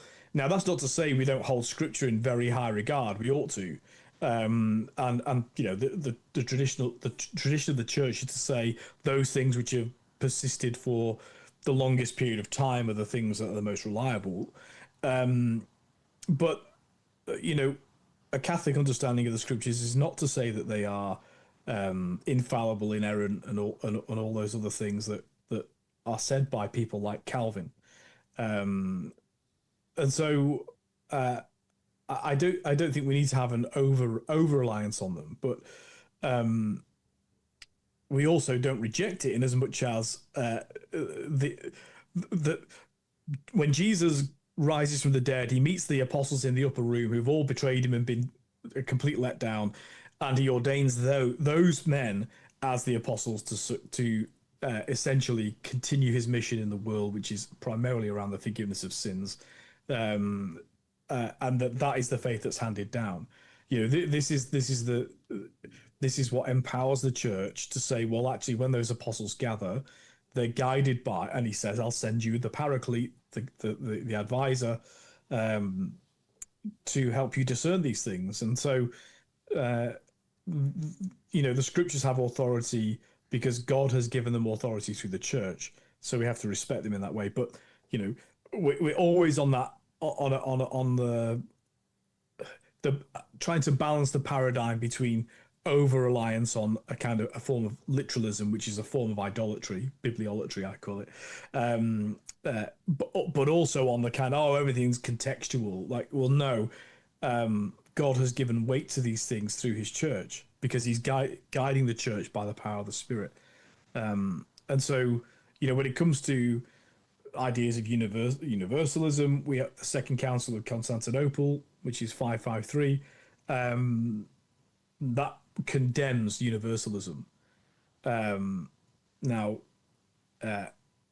by deductive reasoning, we say therefore it also condemns undermining eternal punishment, because if we have this sense of the eternal presence of God, that we are created in his image and likeness, and therefore we reflect that eternal nature.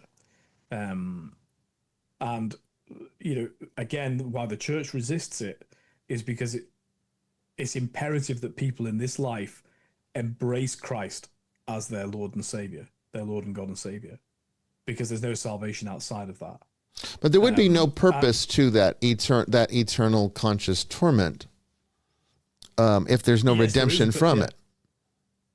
Well, no, redemption is offered. Redemption is offered in Jesus Christ. Well, but before you go through it, though, before the eternal conscious torment happens, you have to make the choice before you end up in that condition. Just like you have to make a choice whether you're going to murder somebody or not before you get put in jail. I don't see any issue with this. Well, no, I'm not. This is just cause and effect. Right, I get that. But what I'm trying to say is eternal conscious torment doesn't hold. I mean, prison holds value. You can, if you let them out, they could do it again. All right, so we keep people in prison. I mean, they call it corrections. It would be nice if it was about trying to reform them, but it's not about reforming them. We know that. It's about keeping the rest of society safe. But that's not relevant to someone in hell. It's not like, you're in hell so that you can't. Yeah. You're not in hell as an example to the people in heaven, and you're not in hell to protect the people in heaven from you. So there's no purpose to eternal conscious torment after the fact. It's only really serves a purpose before the fact. No, well, the purpose is freedom. The purpose is God's absolute commitment to freedom. So, but you don't have any freedom after you end up in that. You kind of lose your freedom once you're there. You can't get out of it. You can't be like, boy, this sucks. I made a mistake. I'm coming back. I mean, you can't do that, right? Well, no, you can't. No. There's a chasm that's been, in Lazarus, we get this, right? There's a chasm. So again, when Jesus preaches about the poor man Lazarus, but the Greek there is Hades, is Sheol, Hades. Sure, it's not Gehenna on that one. But God destroys nothing He's created, right? So if we believe that we're created in the image and likeness of God, what's more in the image and likeness of God than having an eternal nature? And God won't transgress our free choice. And so the purpose of being in hell is, again, the suffering serves no purpose. That's the definition of hell. The suffering that serves a purpose is purgation. It's purgatory. Right. It's the one that leads us to salvation. So I am affirming that hell is a place where there is no meaning to suffering. It's suffering for the sake of suffering, but it's self-imposed by the free choice to reject.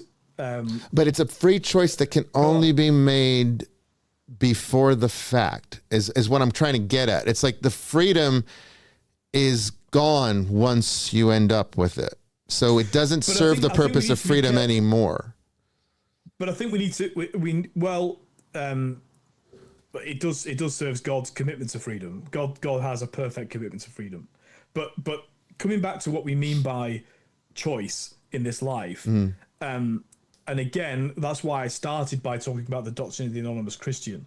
This isn't to say somebody born in Saudi Arabia who's lived their life entirely as a Muslim, because that's the milieu they're in, and they die, then, they're just condemned forever to self-imposed punishment. That's not what I mean by this. I think it's pretty well attested that there has to be an affirmative rejection of the truth that you know and understand.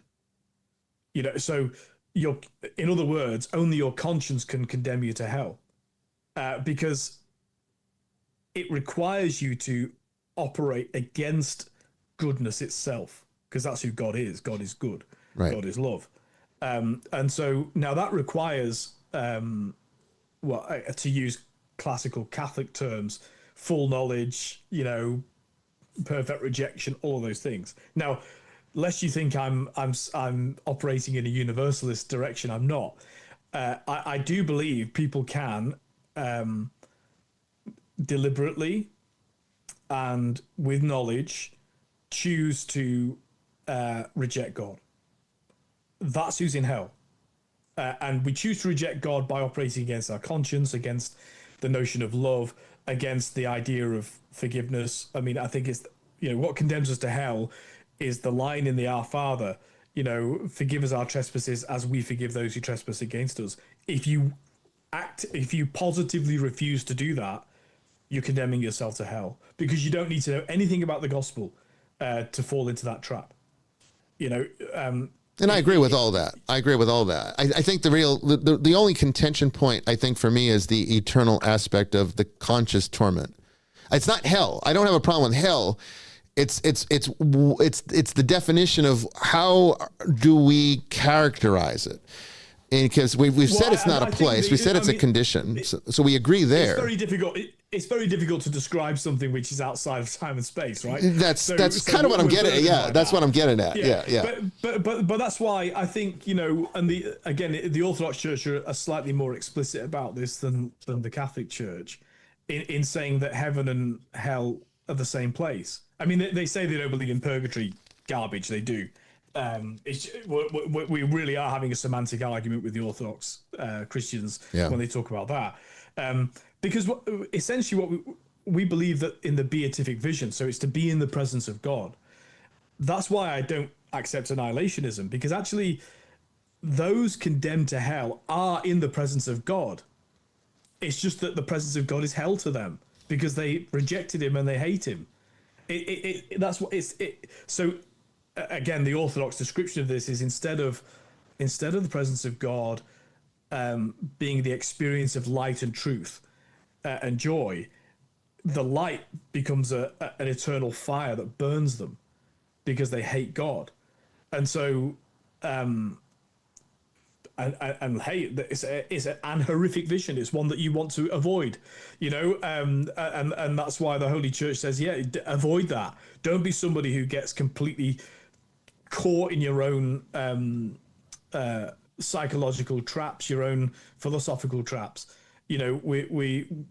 Because the torment of being in the presence of the God who you hate is eternal, because heaven's eternal, and you'll be there and you will hate it. It will be suffering to you. Now, I do want to throw a bone though to traditional teachings in the church that might point towards more of what you're describing. Because one of the obvious questions is, if I'm in heaven, like let's say that I've accepted God's grace and sincerely tried my best, died in a state of grace, or have been purgated. The fires of the light and truth of heaven is heat that burns away our impurities, the full of soap. So I'm in the presence of God. But it turns out that somebody who I dearly love in this life, a member of my family, a friend, is not. Then how can that be heaven for me if I have the memory of somebody who I love dearly who's in hell? Yeah, that would be something that I would. It's a good question. Yeah. So it's a good question, and I'll have to. I did look this up in terms of, because I always forget the names because the names overlap for me with these church fathers or people who've inspired the life of the church. Let me just find it here, because I don't want to. So St. Isaac the Syrian suggests that the blessed in heaven focus entirely on God's glory, which may overshadow or recontextualize earthly memories. So it does not necessarily mean memories that are erased, but they're transformed in the light of divine truth. And this is St. Gregory of Nyssa similarly says that, because in heaven we'll be in a state of spiritual perfection, earthly passions, which include grief, are no longer present. They're transcended. And so we would have a reinterpreted memory. I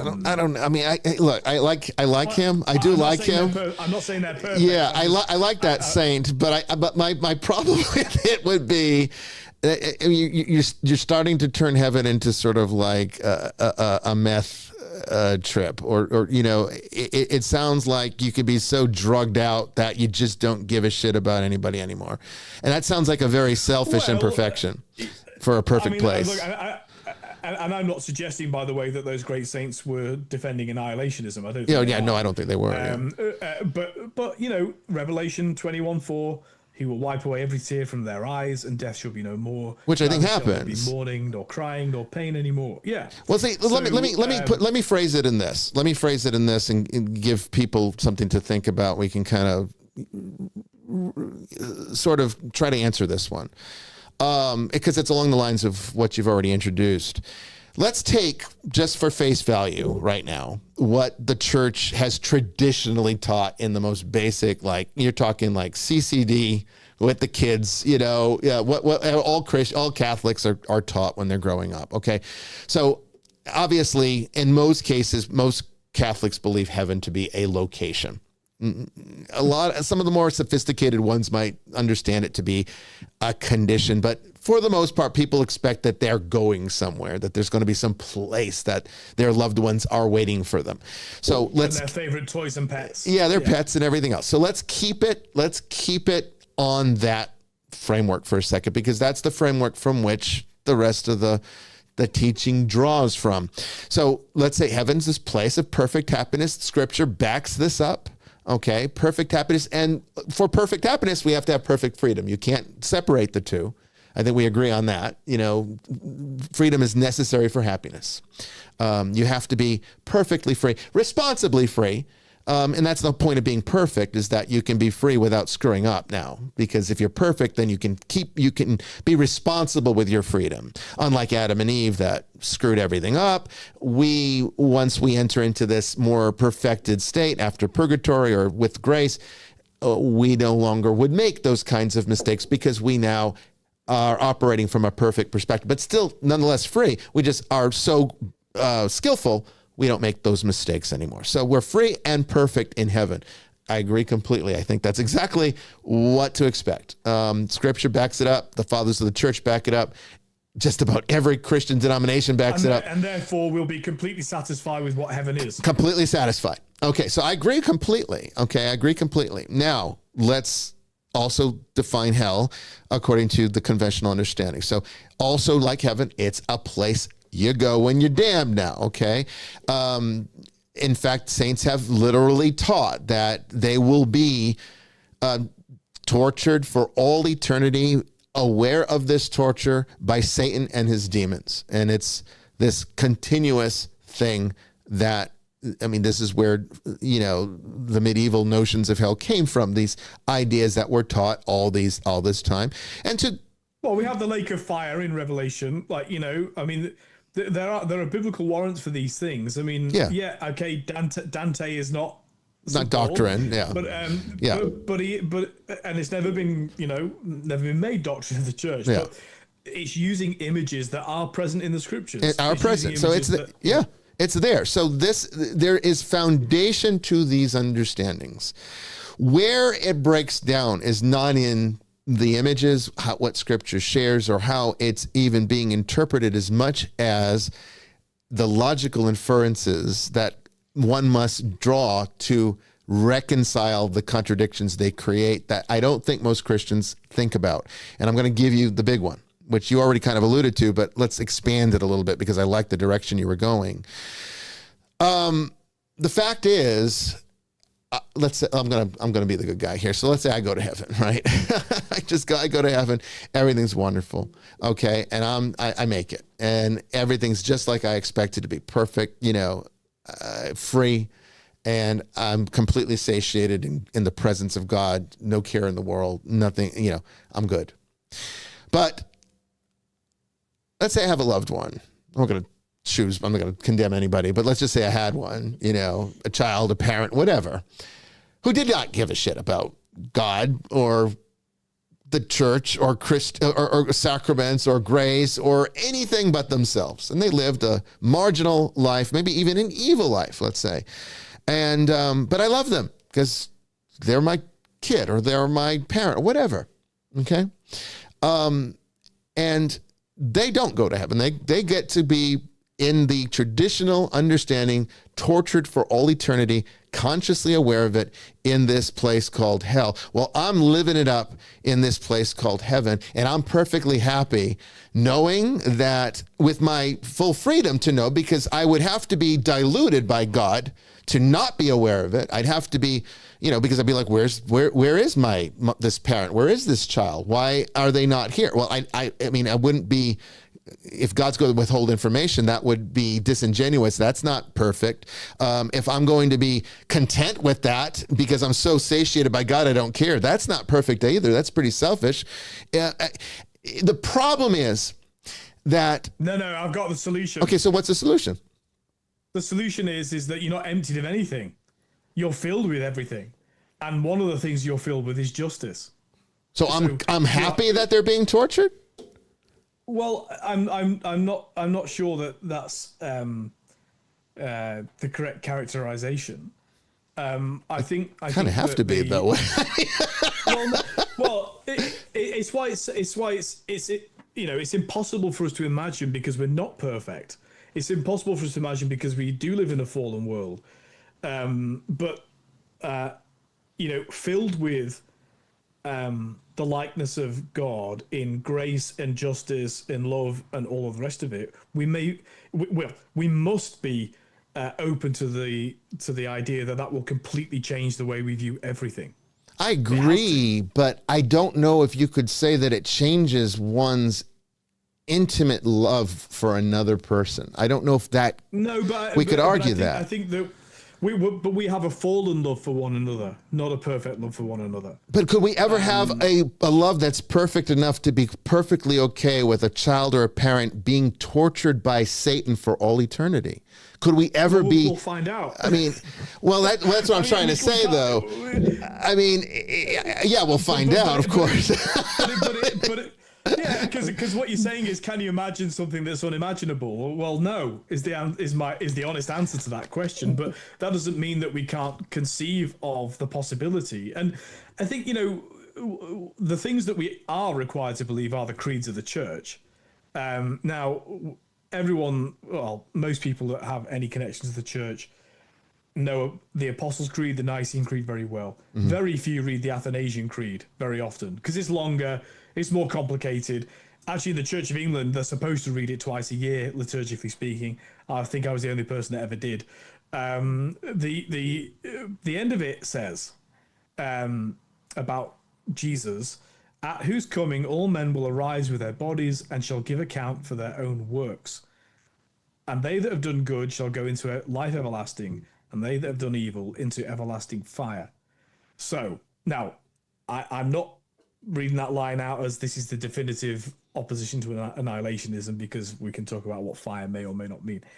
But it's interesting that what has happened post, even more recently than post-Reformation, is we've entered a period of in the West, especially in the Anglosphere, of history where Christians can't conceive of any punishment whatsoever. That is not an ancient belief of the church. Let's pause right here. I've seen some comments in the chat that were suggesting that, annihilationism is a cop-out. That's not how I'm arguing it. I want to make sure that's clear. No, I don't see it as a cop-out. I don't see it as like a way. I presented that. That argument. To be fair. Okay. Yeah. I'm not arguing that part of it. I know people do and can, but we'll come back to this in a moment. Don't go away. And we got some questions.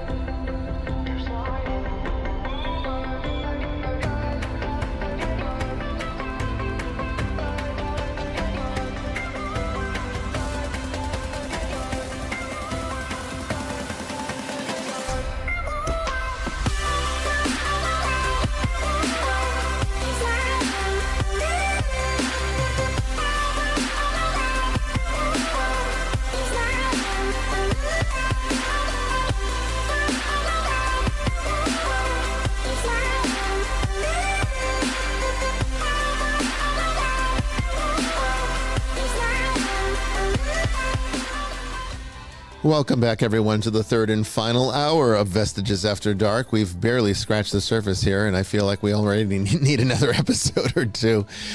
There's probably 3 immeasurable eons worth of episodes that is necessary to tackle this subject correctly. But we're doing the best that we can with the time that's allotted to us. We're going to continue this and maybe look at some of your questions here. You can call into the show if you want to, 207-544-1983. Keep the subject, though, on tonight's show topic. Let's not ask random questions. That's next week, by the way. Open lines, open topics next week. So save other subjects for next week. But yeah, we'll be dissecting some of your questions here and continuing the thought process. Lot to contemplate. As Jamie says, lots to ponder on this. Don't go away.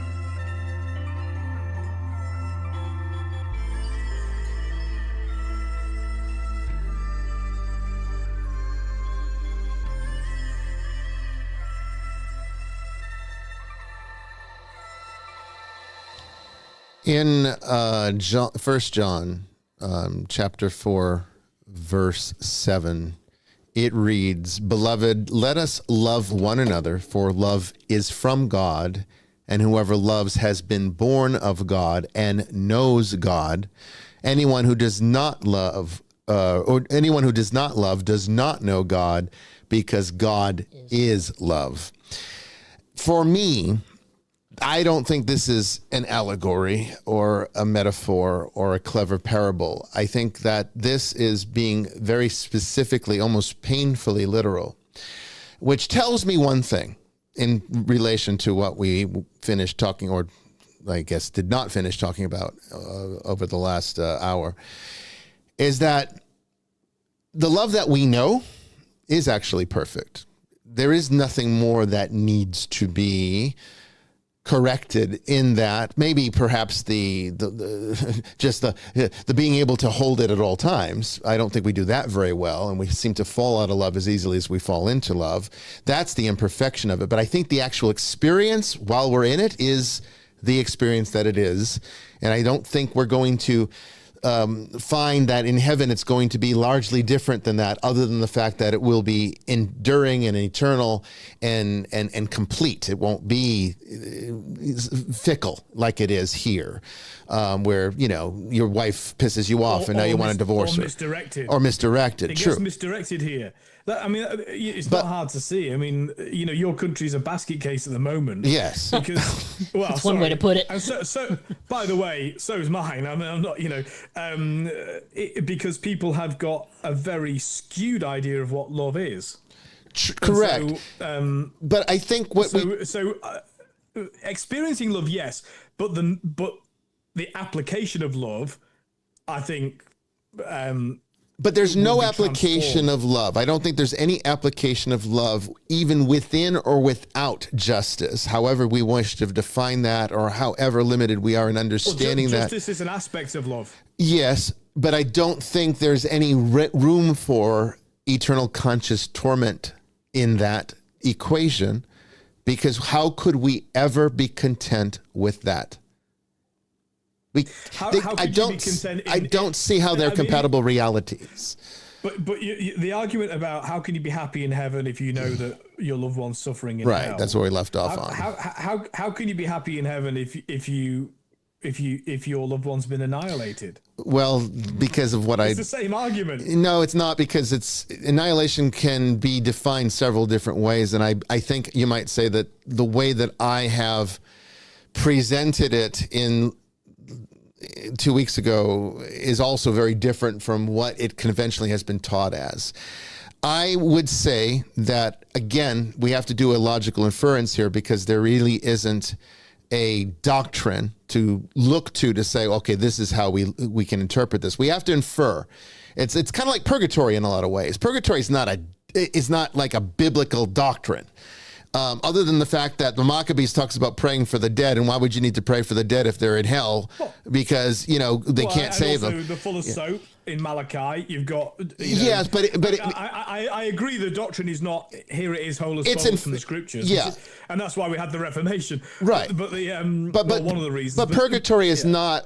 What I'm trying to say you there. Defend it from the scriptures. No, but purgatory is still a logical inference. It ultimately is. You have to see, like, there has to be after you've doctrinally defined this and then you define that, then that leaves a vacuum on a particular area that says, well, what? Well, so when Jesus says the sin against the Holy Spirit, that cannot be forgiven either in this life or in the life to come. Yes. It does. Deductive reasoning says, therefore, there are sins that can be forgiven in the world to come, right? Correct. Just not that one. Whatever it is. We need to get into that wormhole. But So in this particular case, with this issue, I think we have to do the same thing because we don't have doctrine to look to.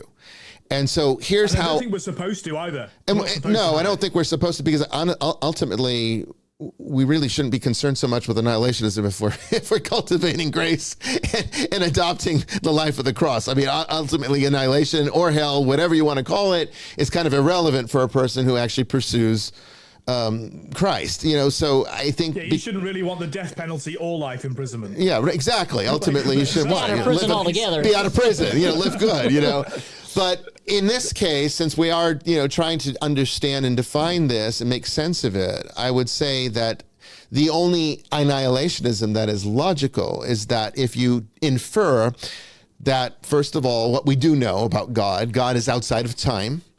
And we know that those that enter into the beatific vision live with him, exist with him. So that means they're out of time. And out of time would mean that all points are the same point. There's no what happened before. There's no something that's yet to come. Everything, as far as salvation is concerned, parousia, new heaven, new earth, it's all done. It's accomplished. When Christ says it's accomplished, he's talking in that sense. Just like when God says, I am, and then Christ reaffirms that same statement, I am, it's the eternal now of God that we are dealing with here. So we know this, which would mean then that what does that look like from the standpoint of a linear mind trying to discern and find their way to salvation when the reality that they're trying to get to does not have any linear benchmarks to follow? And this is where it comes down to, and I think a little bit of it, and I'm not going to do that tonight because I think I did enough of that in the first hour. Buddhism, I think, solves this problem. But let's try to do it with just the tools of the church, just for the sake of theology here, and not trying to introduce other perspectives to make it make sense. The only way it makes sense to me is that annihilation is like sin. Christ does not forgive sin. Christ blots it out as though it never was. To him, whatever sins have been forgiven never actually occurred.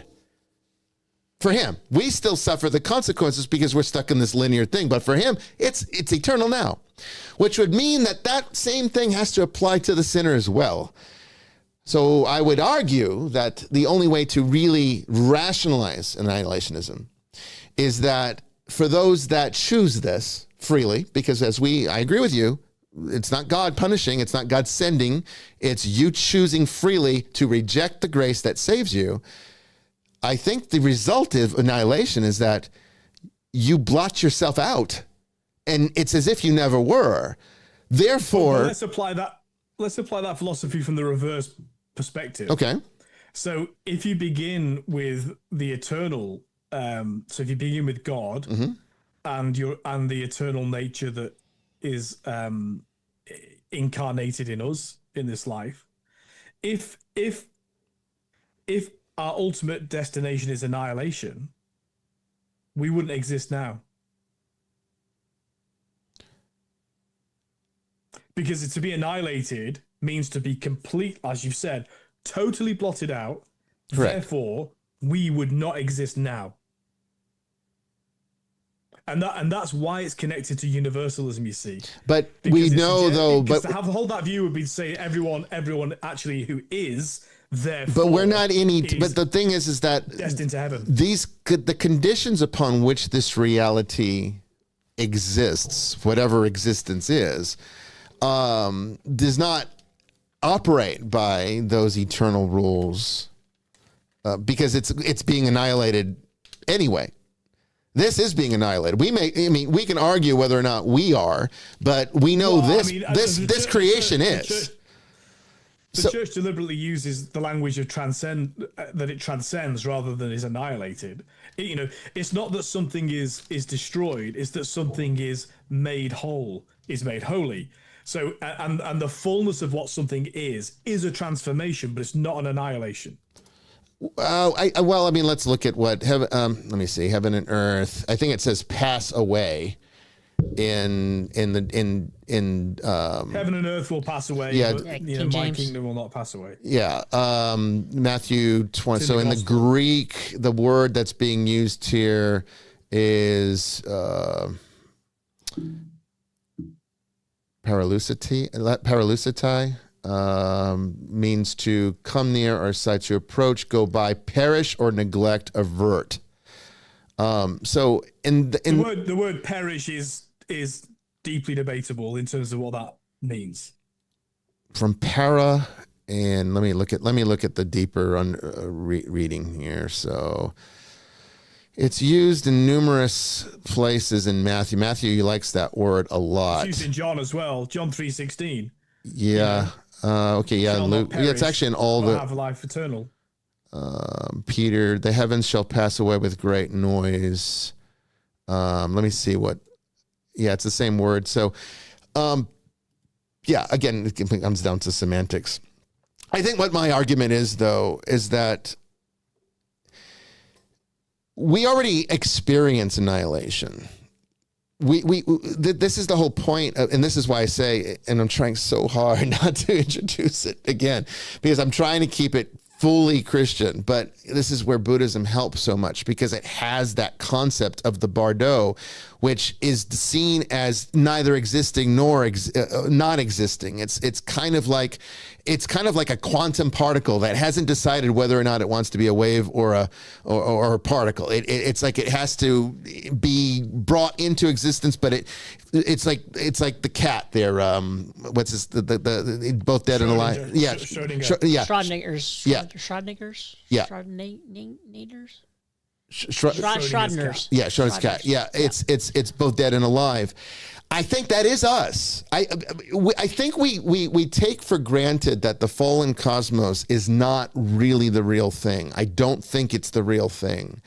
I think what it is, and this is, again, you have to infer a lot, and I'm borrowing now from Eastern philosophy to make it make sense, but this is why I say that it's not the real thing, because I think we exist in a potential right now. I think we can choose. I think the choice of salvation is not whether or not necessarily to be saved in the sense that we think of it. We just think of it because we're in it. But I think it's more along the lines of, are we choosing to exist or are we choosing to not exist? Not so much are we choosing to go off into some perfect paradise somewhere or choosing to be eternally tortured. That makes us God. I think that makes us But isn't God. Isn't that literally, though, the entirety of Eastern praxis? I mean, I'm talking Eastern Orthodox praxis. No, not really. I mean, theosis is to become godlike, not to become equal to God. Godlike, but it's more than it's godlike. It's not just to be like. It's not to be God. We don't literally become Him. But no, because otherwise they believe what Mormons believe, Yeah.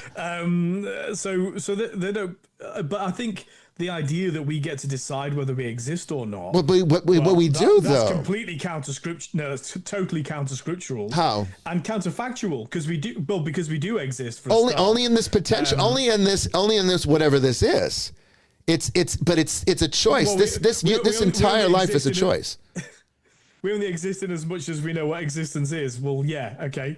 But do we really? I mean, that. does anything really exist here? I mean, think of it this way, okay? Where's my childhood cat? Where is he? Felix. He died in 1988. Where is he now?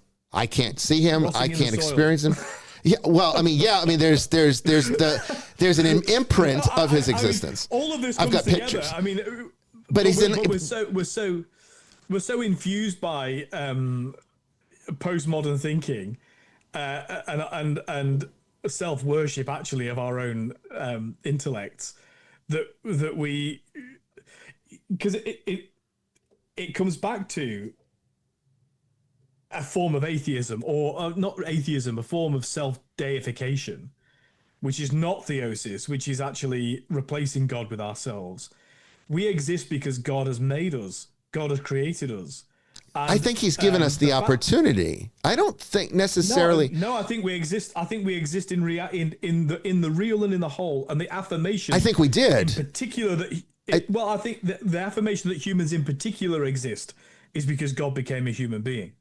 And so, in other words, there's no other form of existence that's been as ratified by God than humanity, because he became a human.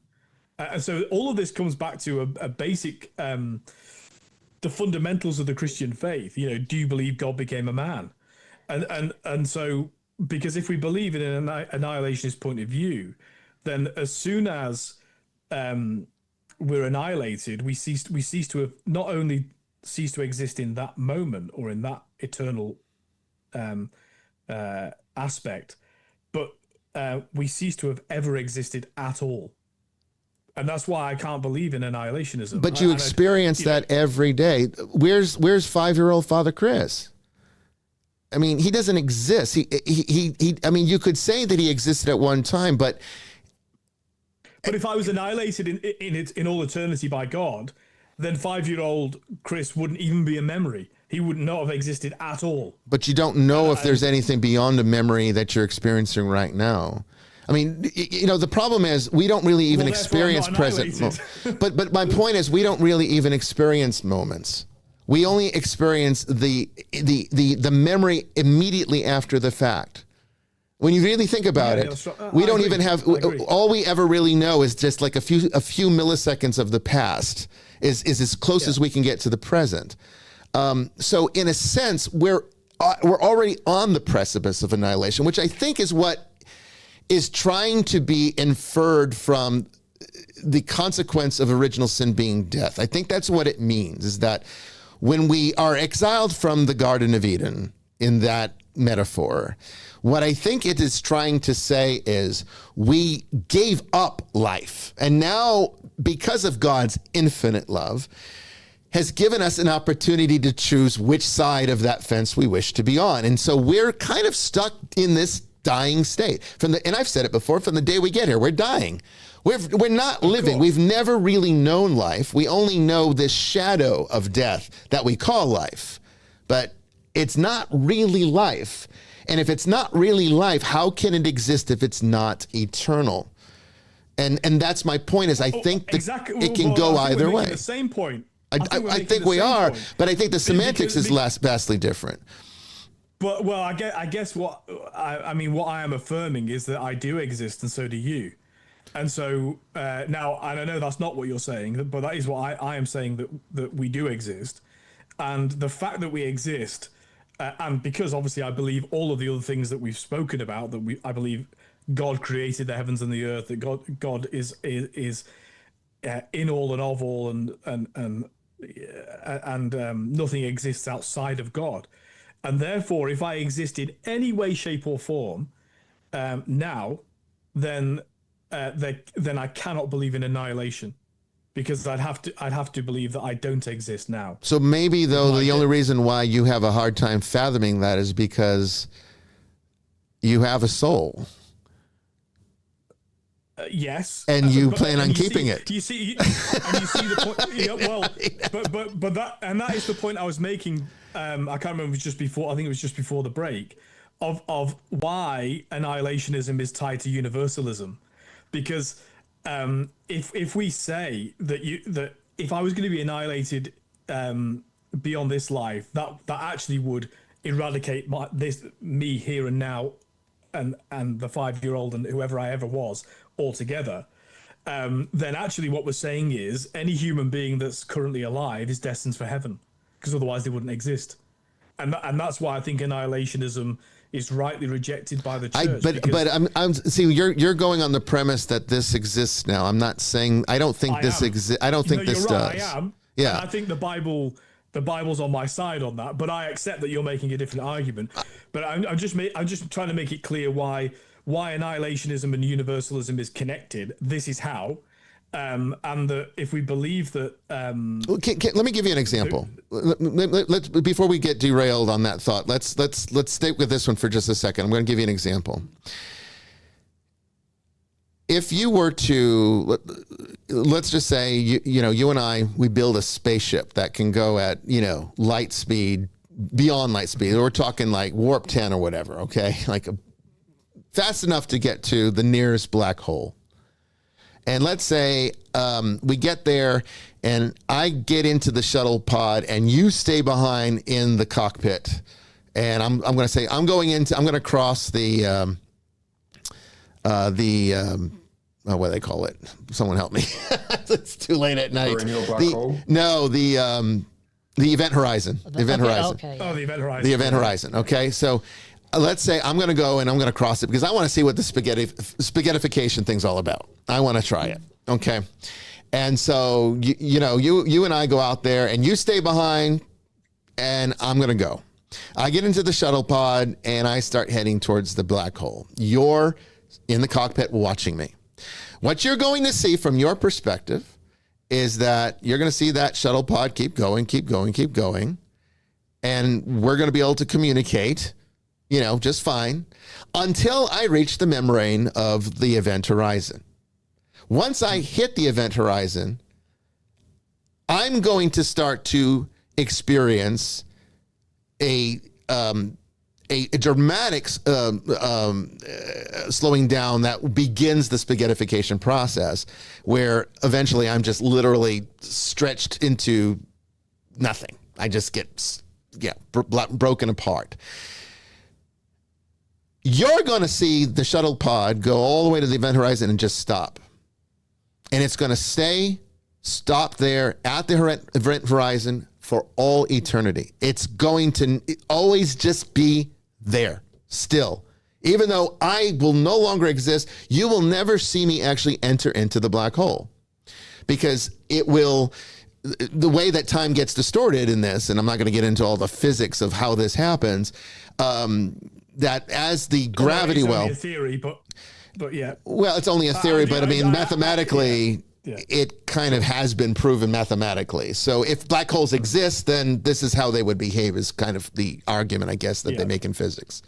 And I think they do exist. I mean, I think we found some. So this is, let's just say.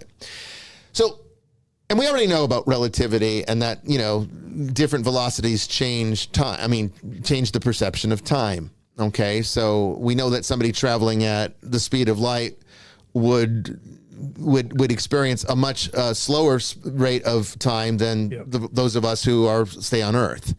They'll come back a young. 39 by Queen is about that. Yeah.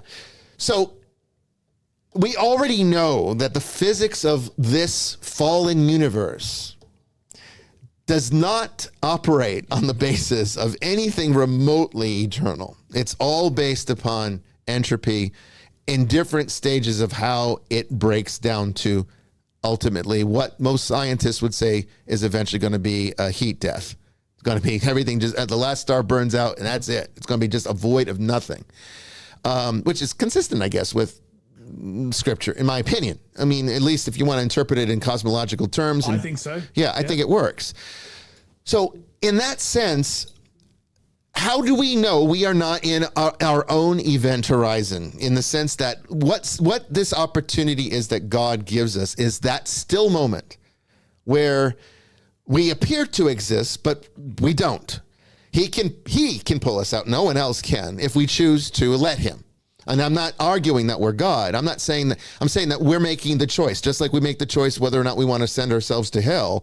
It's God that makes it possible for us to have an opportunity to do something else. So the choice comes from God, but we have to choose to take it. That's what I mean by when I say that.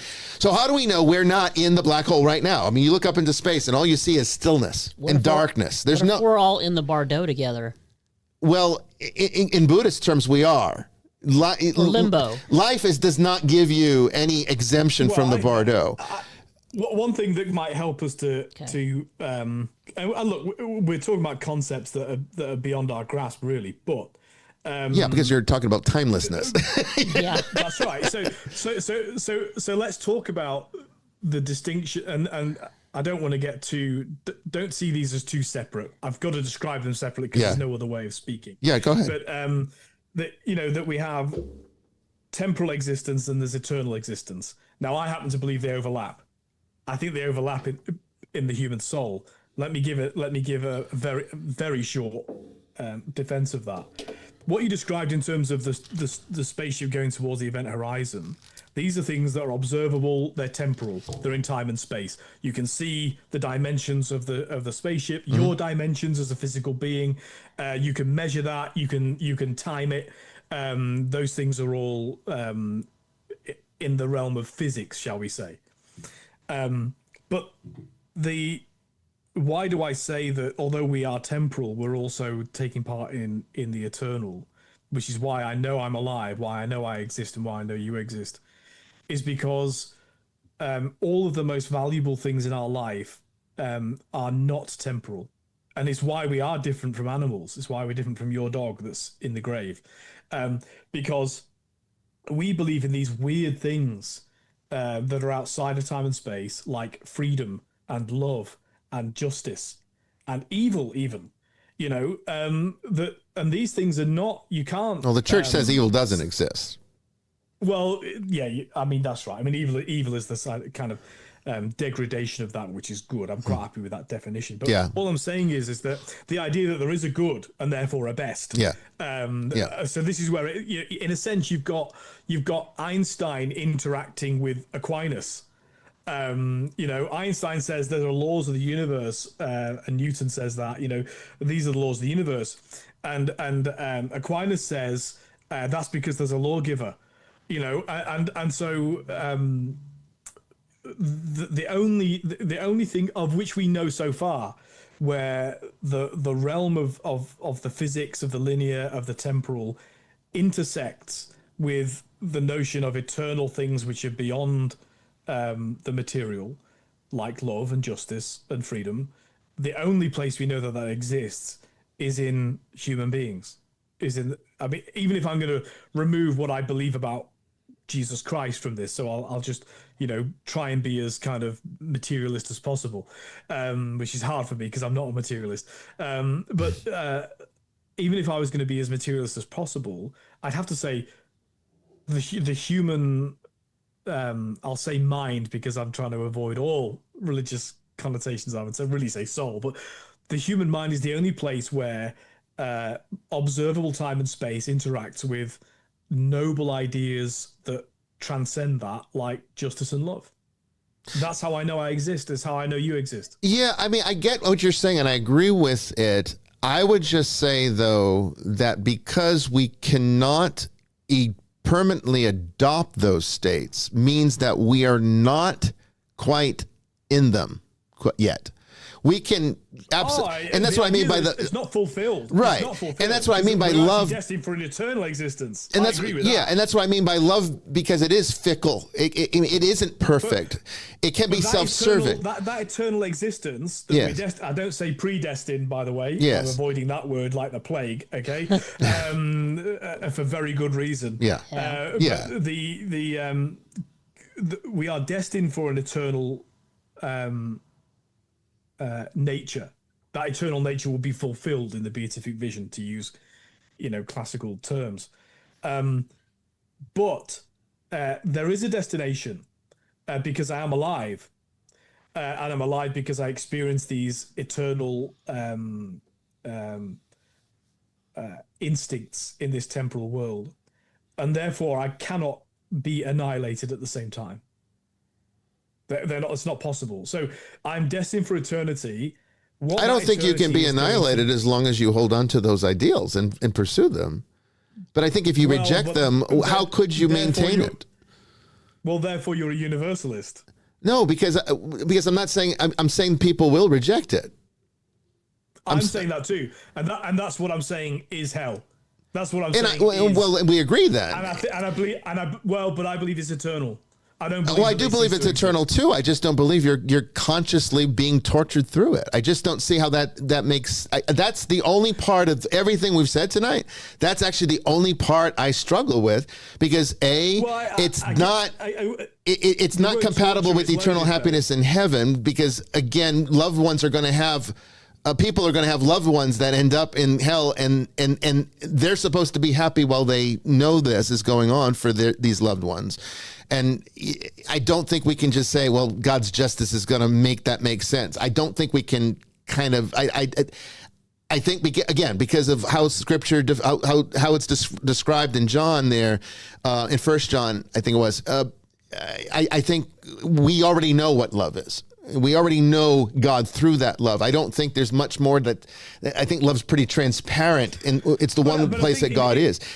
I mean, to be honest, I think if we have a shred of love within our soul, then our eternal destination is heaven. I believe that. Well, I do too. But that's exactly what I'm saying, I think. But I do think that people can, we have the freedom to snuff that out ourselves. Yes.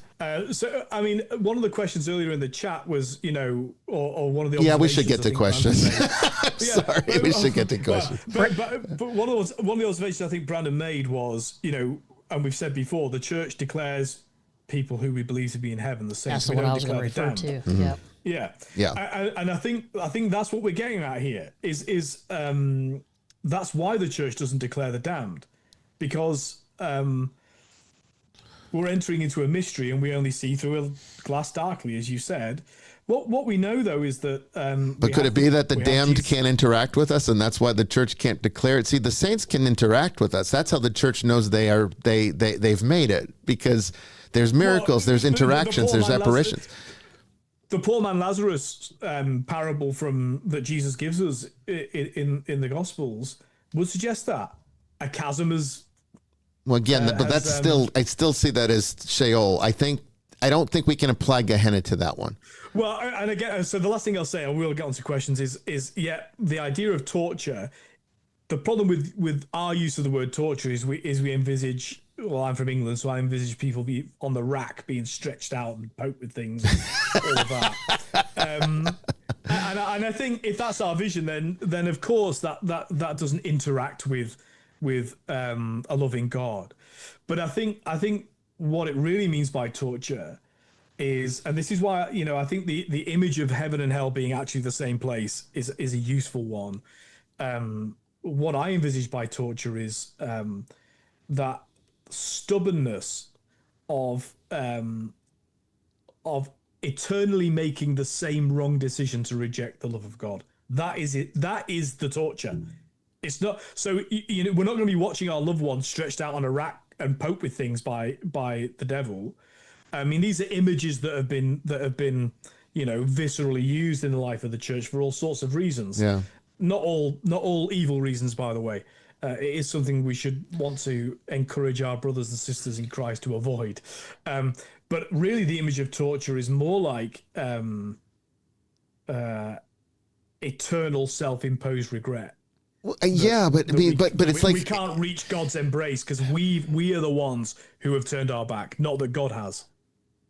With no option to change that condition.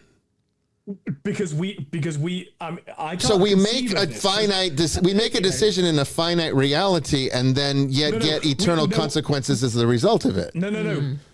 That's not what I described. I described that in every eternal instant, because moment is time based, right? Yeah. In eternal, every single part of our eternal existence, if we were going to use the temporal terms, every second we reject again. But why would we? So it's us. I mean, I can't conceive of why anybody would do that. But that sounds more like a path towards universalism to me, though, because it's like once you would see the consequence of that, once you know. Do you think there are people who? Do you think there are people who in this life know Jesus Christ is God incarnate, rose from the dead, and offers forgiveness of sins, who hate him and want to reject that forgiveness? I think they do in a finite reality. I'm not so sure they would in an eternal one.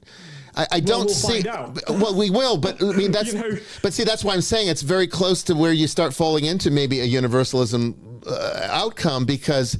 No, because I think the only reason they can reject him right now is because they don't know him from squat. And let's face it, God is elusive if you don't know how to find him. If you're not doing what it takes, he's elusive. It's just as impossible for us to enter the mind of a psychopath, who just thinks transactionally about all things. Well, yeah, but I mean, then, but you have to account for now, like brain malfunction and reasons for why people become like that. But what I'm saying is, just because we can't conceive that people would make that choice doesn't mean they're not free to do it, and doesn't mean that people do. I can't conceive. I don't know why people don't love God and want to go to the Eucharist. I think they could make the choice. What I'm arguing is how can we be accountable for making a finite decision that has eternal consequences? Because it's kind of like, okay, you had your chance, because this is how the church looks at it. You had your chance. It's too late now. Now they get to see the consequence. Now they're living the hell that they created, and now maybe they want to turn around and get out of it. They can't. But you're falling into the trap of beginning with what we think as being just and right and true and projecting that onto God. We are inherited. Whether we think that God is moral or not is immaterial. God is moral by definition. And just because we struggle and wrestle, how on earth could we conceive of this, that, the other? Instead of saying, therefore, God must be different and fit into what we think is right, we have to say, this is where the word mystery is allowed. Once you've exhausted anything you can reasonably try to attempt within your intellect to grasp after what God intends, we have to say, well, actually, there is that mystery beyond our understanding, but God knows what God is about. And so... but is that going to...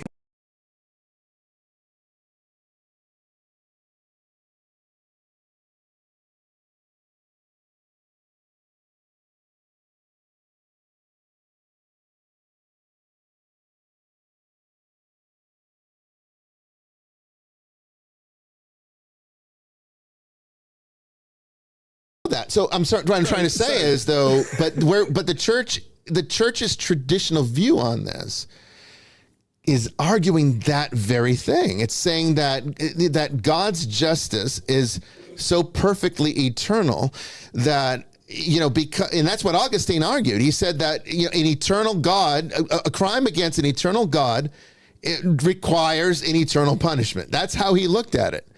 I think Augustine had a lot of emotional problems personally. And I think when you read that in his text, I honestly think he needed a psychotherapist, that they didn't exist back then. He struggled. And so I think a lot of his doctrines did suffer as the result of him struggling. We're not placing our faith in St. Augustine. No, I know that, but so I just think that the fact that it's always the risk that we moralize God according to what we think.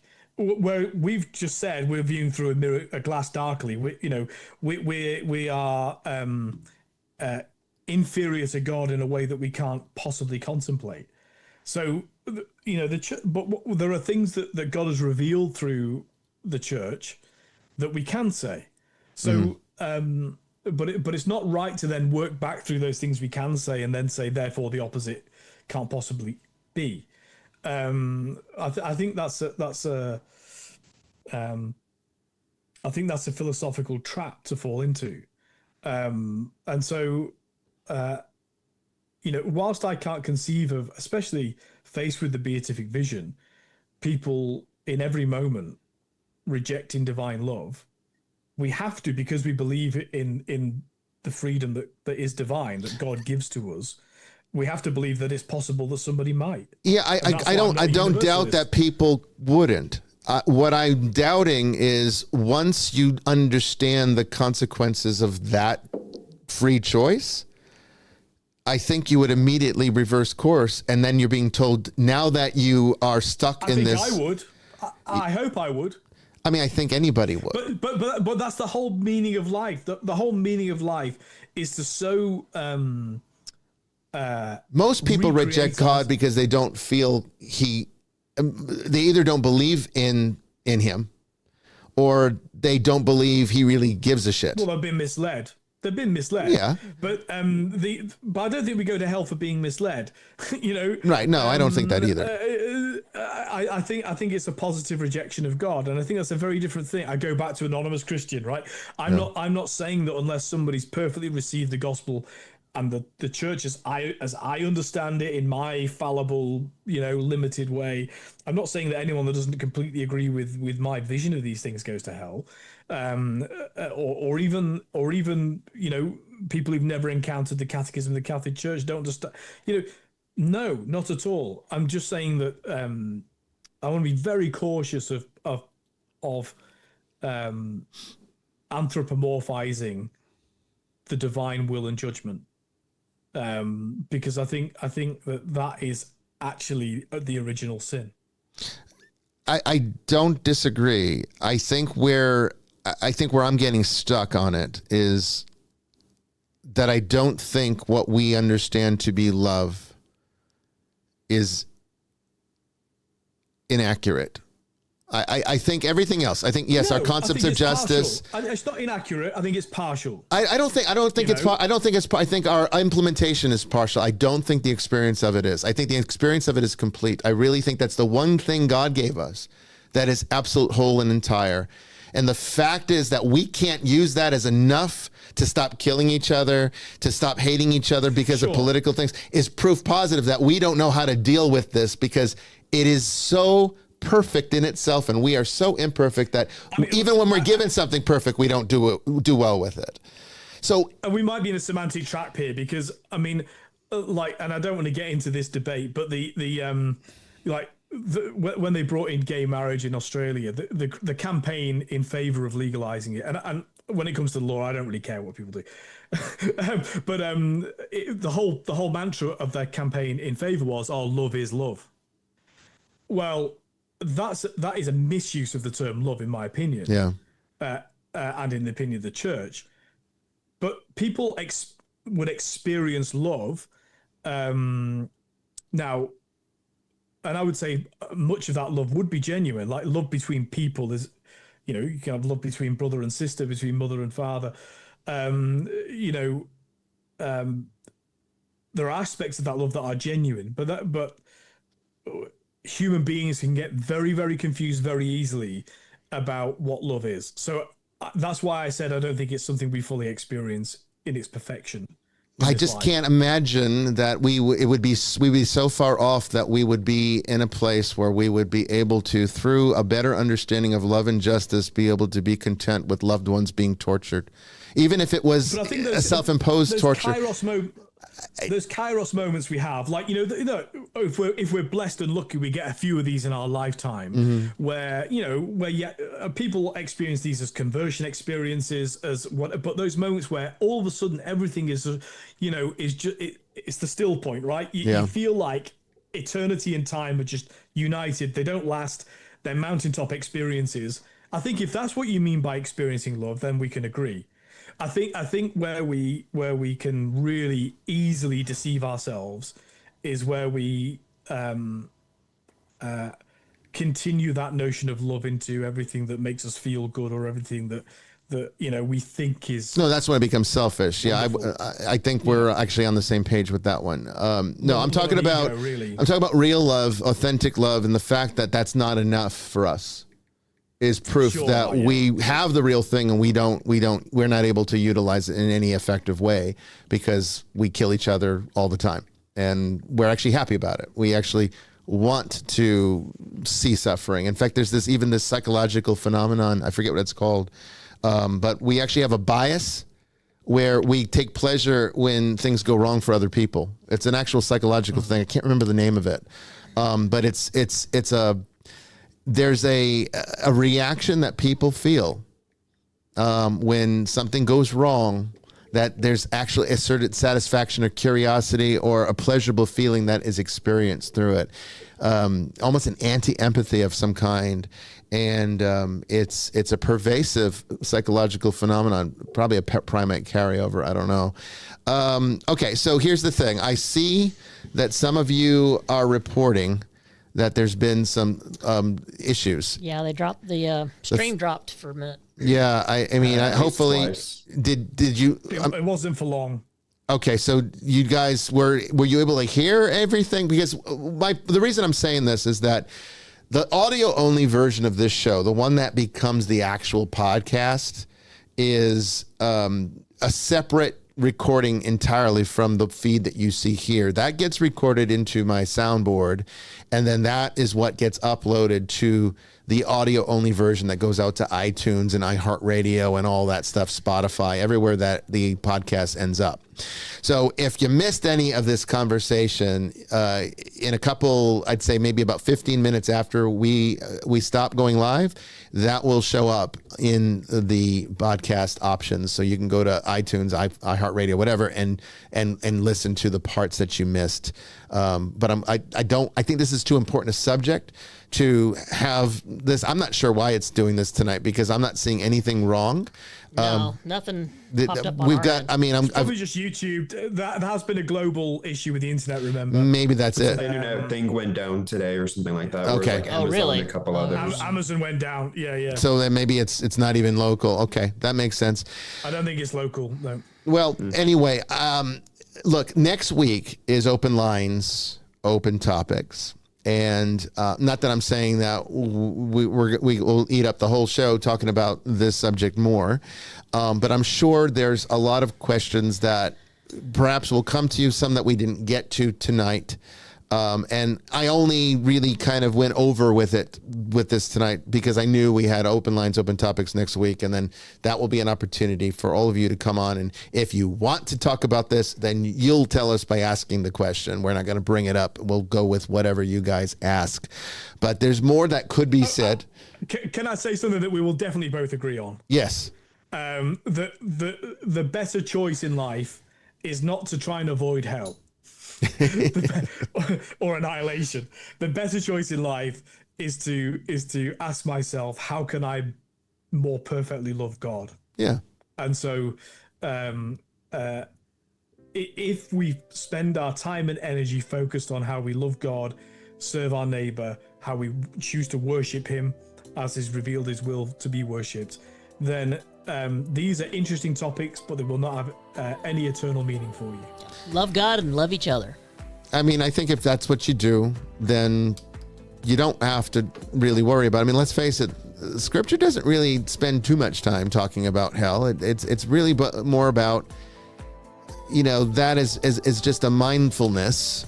And that's perhaps why it's not more clearly defined, where we would have to get into discussions like this that are ultimately unresolvable. Like I said, I can rationalize it because I come from a very Buddhist background. In fact, like I said, I've told you guys this so many times, my Christianity only made sense to me once I became a Buddhist and left that and came back. And what I mean by that is the gaps that made me leave, the contradictions, the philosophical problems with Christian theology that made me leave it were fixed by my 10 years as a Buddhist. And then I could come back to Christianity and say, now I understand. I think ultimately the only way to really reconcile some of this is to integrate the two. I understand also that that's problematic for the church and largely unnecessary. That's a metaphysical musing and more appropriate for shows like this, which is why I don't get into this too much during Mass. The focus is, of course, on salvation. And that's what the church really cares about. That's what it spends its time defining. And everything that it does define is really ultimately about that. So next week, we will take your questions on Open Lines, Open Topics. I want to thank Father Chris, Brendan, Milam for being here tonight. Good conversation, Jamie, gentlemen. yeah, I mean, there's so much to say. Yeah. And I want to make it clear. I'm not even arguing with Father Chris. It might seem like it. No. We're not even arguing. It didn't come off that way. This is how you develop a point. It is. Right. It's good. It is good. It's a good And argument. I don't even disagree. I don't even disagree with 99% of what you said. It's really just down to the eternal conscious torment, what that means. I think the pneuma goes to heaven automatically. So maybe that's what is eternal. But I don't think it's the ego. I think the ego, yes, does suffer for a time. I don't think it's forever. But we can talk more about that next week. If you guys want to, you guys tell me. I'll go with you and your questions, okay? Until then, I'll see you out there in the ether. God bless everyone. Thinking about it. All right.